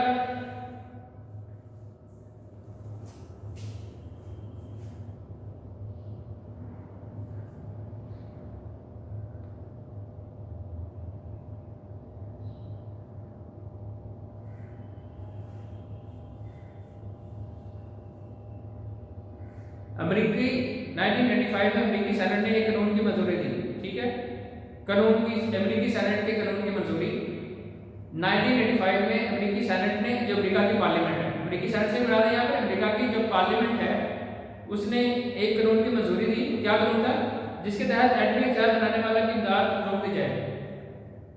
ایٹمی ہتھیار بنانے والے ممالک کی امداد روک دی جائے. جو ممالک ایٹمی ہتھیار بنا رہے ہیں ان کو ان کی جو اکنامک ایڈ ہے وہ بھی روک دی جائے, ان کو جو فوجی امداد ہے وہ بھی روک دی جائے. تو یہ کب سینٹ میں قانون منظور ہوا, 1985 میں ہوا. ٹھیک ہے, امریکی صدر نے ایک سال کے پاکستان کو اس سے مستثنی قرار دیتے ہوئے امداد کی منظوری دے دی. لیکن یہ قانون منظور ہوا کہ جو ایٹمی ممالک ایٹمی ہتھیار بنا رہے ہیں ان کی امداد بند کر دی جائے, لیکن پاکستان کو اس سے چھوٹ دے دی گئی, ایگزمپٹ کر دیا گیا, مستثنی قرار دے دیا گیا. پاکستان کو جو امداد ہے ایک سال تک ملتی رہی. بیٹا سمجھ آ رہی ہے. 85 میں امریکی سینٹ نے قانون منظور کیا. کیا منظور کیا کہ جو ملک ایٹمی ہتھیار بنا رہے ہیں ان کی امداد بند کر دی جائے, لیکن پاکستان کو اس شک سے مستثنی قرار دیا گیا اور پاکستان کو امداد ملتی رہی. اور پاکستان کو بعد میں بھی اس ترتیب سے مستثنی قرار دیا جاتا رہا اور بعد میں پاکستان کو امداد ملتی رہی. پاکستان میں قانون لاگو نہ ہوا. سال بہ سال امداد ملتی رہی. اکتوبر 1985 میں جنرل ضیاء الحق نے اقوام متحدہ کی 40ویں سالگرہ کے تقریب میں نیو یارک گئے اور امریکی صدر سے ملاقات کی. اسی طرح دو واقعات ہو گئے. ایک 1985 میں امریکی سینٹ نے ایک قانون منظور کیا, امداد بند کی, پاکستان کو امداد ملتی رہی. لیکن اکتوبر 1985 میں صدر ضیاء الحق دوبارہ امریکہ کے جو 40ویں سالگرہ تھی کس کی تھی, اقوام متحدہ کی. ٹھیک ہے, وہاں پر امریکی صدر سے ملاقات کی. جنیجو کا دورہ امریکہ 1996 امریکہ کے دورے پہ گئے, جنیجو صاحب گئے. اس دورے میں انہوں نے امریکی صدر کے علاوہ دیگر اعلیٰ حکام سے ملاقات کی. امریکی صدر سے ملاقات کی اور جو ہائی لیول پہ جو لوگ تھے, جیسے چیف آف ان کا آرمی اسٹاف تھا, ان کا نیول اسٹاف تھا, اعلیٰ حکام ہوتے ہیں. ٹھیک ہے, سیکرٹری آف اسٹیٹ ہوتا ہے, ٹھیک ہے, نائب صدر ہوتا ہے. ان اعلیٰ حکام سے ملاقاتیں کی اور دونوں ممالک کے درمیان حساس ٹیکنالوجی منتقل کرنے کا معاہدہ ہوا. سینسٹیو ٹیکنالوجی منتقل کرنے کا, ٹرانسفر کرنے کا معاہدہ ہوا. وہ ٹیکنالوجی امریکہ نے پاکستان کو دی. کون سی ٹیکنالوجی تھی, حساس ٹیکنالوجی, جس کو کہتے ہیں سینسٹیو ٹیکنالوجی. منتقل کرنے کا, پاکستان کو ٹرانسفر کرنے کا معاہدہ ہوا. اور لیکن یہ شرط لگائی کہ پاکستان یہ ٹیکنالوجی ایٹمی ہتھیاروں میں استعمال نہیں کرے گا. سیاسی جو حساس ٹیکنالوجی ہے اس کو پاکستان ایٹمی ہتھیاروں میں ایٹمی پروگرام میں استعمال نہیں کرے گا. لیکن یہ امریکہ نے شرط طے کی کہ اس ٹیکنالوجی کو ایٹمی پروگرام کے لیے استعمال نہیں کیا جا سکے گا. حساس ٹیکنالوجی کو کب ہوا؟ 1986 میں جب وزیر اعظم جو امریکہ گئے. اس کے بعد بیٹا 2-3 چھوٹے کویشچن ہیں. پریسلر امینڈمنٹ اور براؤن امینڈمنٹ سے کیا مراد ہے؟ پریسلر امینڈمنٹ شارٹ کویشچن ہے، امپورٹنٹ شارٹ کویشچن ہے. Brown amendment important short question ہے. دونوں کو سننے ذرا. جنوری 1992 میں پریسلر ترمیم کے خالق، پریسلر ترمیم یہ امریکہ کے سینٹ کا ایک ممبر تھا، اس کا نام تھا سر لیری پریسلر. تو اسی کے نام سے یہ امینڈمنٹ ہوئی، تو اسے کیا کہتے ہیں؟ پریسلر امینڈمنٹ کہتے ہیں. ٹھیک ہے. جنوری 92 میں پریسلر ترمیم کے خالق، بنانے والے، خالق جس نے ترمیم بنائی، جس نے ترمیم امینڈمنٹ کی، محرک جس جو وجہ بنے، لیری پریسلر کا نام کیا تھا؟ لیری پریسلر نے پریسلر امینڈمنٹ کی. کب کی؟ 1992 میں کی. ٹھیک ہے. امریکی بیرونی امداد کے قانون میں تبدیلی کروائی. امریکہ جو دوسرے ملکوں کو امداد دیا کرتا تھا، امریکہ جو بیرونی ممالک کو امداد دیا کرتا تھا، اس میں تبدیلی کروا دی. پریسلر امینڈمنٹ کے تحت کیا ہوا؟ امریکی بیرونی امداد میں ترمیم کروائی گئی، تبدیلی کروائی گئی، جس کے تحت پاکستان کی ہر قسم کی امداد روک لی گئی. یعنی کہ اس ترمیم کے تحت 1992 میں پریسلر ترمیم تھی جس میں جو ایٹمی ہتھیار بنا رہے تھے ان کی امداد روک لی گئی. پاکستان کی بھی امداد 1 سال کے لیے روک لی گئی. اس ترمیم میں پاکستان کو ایٹمی ہتھیاروں کے فلاؤ کو روکنے کے لیے کہا گیا تھا، اور پاکستان میں کہا گیا تھا اگر پاکستان ایٹمی ہتھیاروں کا فلاؤ روکے گا تو امداد بحال کر دی جائے گی، لیکن اگر ایٹمی ہتھیار بناتا رہے گا تو پاکستان کی امداد بند رہے گی. تاہم چند ماہ بعد بش انتظامیہ نے پاکستان کو $30 کروڑ کا اسلحہ فروخت کرنے کی اجازت دی. پابندی لگی ہوئی ہے پاکستان پہ، دفاعی امداد کی پابندی لگی ہوئی ہے، لیکن اس وقت جو صدر بش تھا اس نے پاکستان کو $30 کروڑ کا اسلحہ دینے کی اجازت دے دی. اور پاکستان کی اقتصادی امداد پر پابندی جزوی طور پر، یعنی کہ پاکستان پر جو پابندی لگی ہوئی تھی جزوی طور پر، عارضی طور پر ہٹا لی گئی. پاکستان پر جو پابندی لگی ہوئی تھی پریسلر امینڈمنٹ کے تحت وہ عارضی طور پر ہٹا لی گئی اور پاکستان کو امداد ملتی رہی. اب براؤن امینڈمنٹ، ٹھیک ہے، یہ 26 جنوری 1996 صدر بل کلنٹن، یہ براؤن امینڈمنٹ میں دستخط کس نے کیے؟ صدر بل کلنٹن نے کیے. کس نے کیے؟ بل کلنٹن، اس وقت امریکہ کا صدر تھا. یہ کب کیا انہوں نے؟ 26 جنوری 1996، جس کے تحت پاکستان کے لیے فوجی اور اقتصادی امداد کی راہ ہموار ہو گئی. یعنی کہ پاکستان پہ جو پابندیاں لگائی گئی تھی وہ فوجی اور اقتصادی امداد پاکستان کو راہ ہموار ہو کے پاکستان کو امداد ملنا شروع ہو گئی. کس امینڈمنٹ میں ملنا شروع ہوئی؟ براؤن امینڈمنٹ میں. اور براؤن امینڈمنٹ پہ دستخط کس نے کیے؟ صدر بل کلنٹن نے دستخط کیے. ٹھیک ہے. اس زمن میں پاکستان میں ترمیم کا خیر مقدم کیا ہے؟ اس وجہ سے جب یہ ترمیم پاس ہوئی امریکہ میں تو پاکستان نے اس کو ویلکم کیا، خیر مقدم کیا، کیونکہ پاکستان میں پابندیاں لگی ہوئی تھی تو پاکستان کو دوبارہ امداد ملنے کی وہ چانس مل گیا تھا. پاکستان کو امید ہوگی کہ پاکستان کو امداد مل جائے گی دوبارہ سے. ٹھیک ہے. اور اسی طرح سے 15 جنوری 1998 کو امریکی کانگریس نے پاکستان کو F-16 طیارے نہ دینے کے سلسلے میں رقم واپس کرنے کی حمایت کر دی. اب وہ جو F-16 طیارے 1982 میں صدر جلال کے دور میں ملے، اس میں سے کچھ 30 سے 40 طیارے پاکستان کو مل گئے. باقی طیارے جو پریسلر امینڈمنٹ کے تحت پاکستان میں پابندیاں لگ گئی تو وہ جو طیارے ملنے تھے وہ پاکستان کو طیارے نہ ملے. تو یہ کیا ہوا کہ اسی دور میں 1998 میں امریکی کانگریس نے ایک بل پاس کیا کہ بھی پاکستان نے جو طیاروں کی قیمت کے پیسے دیے ہوئے تھے، جو طیارے پاکستان کو مل گئے وہ مل گئے، جو نہیں ملے ان کی قیمت پاکستان کو واپس مل جائے گی، یعنی کہ پاکستان کو پیسے دوبارہ واپس مل جائیں گے. حمایت کر دی. ٹھیک ہے. اس کے بعد کہتا ہے اگلا ورلڈ ٹریڈ سینٹر کا واقعہ دوبارہ سے وہی ہے. ٹھیک ہے. 11 ستمبر 2001 میں امریکہ میں ہونے والے دہشت گردی 9/11 کے واقعہ کے بعد امریکہ نے افغانستان پر حملہ کر دیا. اس حملے میں پاکستان نے امریکہ کا ساتھ دیا، مگر اس کا نتیجہ یہ نکلا کہ پاکستان کو دہشت گردی کا سامنا کرنا پڑ رہا ہے. اچھا، اب وہ جو 9/11 کا واقعہ ہوا تو اس میں بیس بنا کے کہ یہ افغانستان میں اسامہ بن لادن چھپا ہوا ہے، تو اس نے پاکستان کو ساتھ امریکہ نے ملا لیا اور ساتھ میں افغانستان نے حملہ کر دیا. اچھا ٹھیک ہے، ایک حملہ وہ کیا تھا روس کے خلاف، پاکستان اور امریکہ نے مل کے. اس میں وہ جو طالبان تھے ٹھیک ہے، جو روس کے خلاف جنگ کر رہے تھے وہ مجاہد تھے ٹھیک ہے. دیٹ ٹائم 1979 اور 1989 میں جنگ ہوئی، اس میں جو پاکستانی اور جو افغانی تھے نا طالبان، وہ مجاہد تھے دیٹ ٹائم امریکہ کے لیے. لیکن 9/11 میں وہی جو مجاہدین تھے 79 اور 89 میں، وہ آج کے دہشت گرد ہیں ٹھیک ہے. وہ آج کے جب 9/11 کا واقعہ ہوا اور افغانستان میں حملہ کے الزام لگایا کہ یہ حملہ افغانستان میں کرنے کرایا ہے کیونکہ اسامہ بن لادن افغانستان میں چھپا ہوا ہے، انہوں نے مل کر حملہ کرایا ہے. تو وہ تمام طالبان کیا ہو گئے؟ وہ دہشت گرد ہو گئے.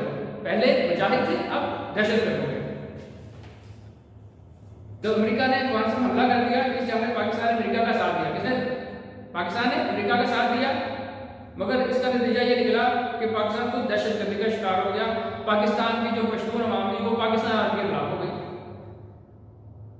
اب اس کو حاصل کلام لکھ لیتے ہیں تھوڑا سا. نہیں ٹھیک ہے، تو بیٹا وہ آگے والا بھی پڑھ لیجیے گا ٹھیک ہے. اس کو کنٹینیو کر لیتے ہیں. امریکہ نے اپنے مقاصد کے لیے کئی بار پاکستان کے ساتھ دیر بار خوشگوار تعلقات، یعنی کہ امریکہ اپنے مقصد کو حل کرنے کے لیے، اپنے مقاصد کے لیے پاکستان کے ساتھ تعلقات قائم کر لیتا ہے. 71 میں پاکستان کو ضرورت پڑی، مدد کی، نہیں آیا. 65 میں جنگ ہوئی، پاکستان کو مدد کی ضرورت پڑی، نہیں آیا. اس وقت پاکستان اس کا مقصد ہی نہیں تھا وہ ٹھیک ہے نا. وہ بنگلہ دیش کو علیحدہ کرانا چاہتا تھا، اس لیے وہ نہیں آیا مدد کے لیے. تو جہاں پر اس کا مفاد ہے تو تعلقات بہتر کر لیتا ہے، جہاں پر اس کا مفاد نہیں ہے تعلقات خراب کر لیتا ہے اور پاکستان کی مدد نہیں کرتا. تو وہ امریکہ نے اپنے مقاصد لیے کئی بار پاکستان کے ساتھ دیر پا خوشگوار تعلقات رکھنے کا ارادہ کیا. 2001 کے بعد امریکہ اور پاکستان کو اربوں ڈالر قرض دے چکا ہے. یہ بھی ہے کوئی ڈھکی چھپی بات نہیں، بڑا قرض دیا پاکستان کو ٹھیک ہے.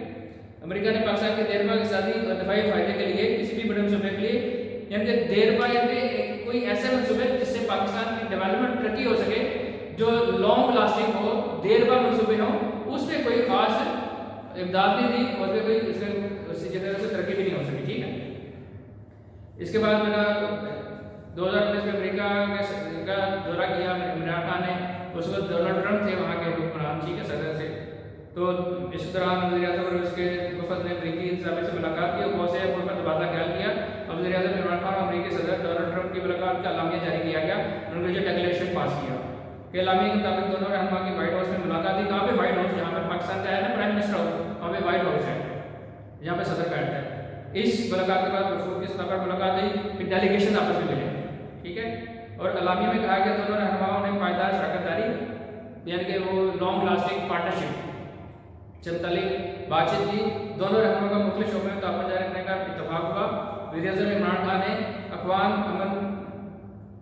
امن عمل نیک نیت سے جاری رکھنے کا کہ افغانستان میں جو پیس پروسیس کے لیے ڈائلاگ ہو رہے ہیں افغانستان میں، کہ وہاں سے امریکہ جو ہے وہ اب جو جنگ ختم ہو گئی ہے، امریکہ نے شکست تسلیم کر لیا، وہ کسی طرح سے جو امریکہ ہے افغانستان سے پیسفلی امن کے طریقے سے نکل جائے ٹھیک ہے. اقوام عمل ہماری مشترکہ ذمہ داری ہے، پرامن ہمسائیگی پاکستان کی خارجہ پالیسی کی ترجیح ہے. صدر ٹرمپ کا دورہ پاکستان. وزیر اعظم عمران نے صدر ٹرمپ کو دورہ پاکستان کی دعوت دی، جس کو انہوں نے قبول کیا. وزیر اعظم پاکستان نے امریکی صدر کو اپنے معاشی اور سماجی وجہ سے آگاہ کیا، اپنی ویژن اور سوچ سے.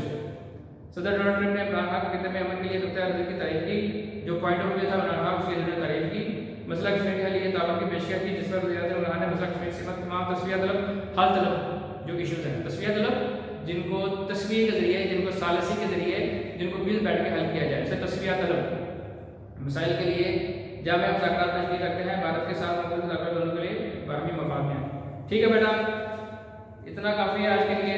آئی ہوپ کہ آپ کو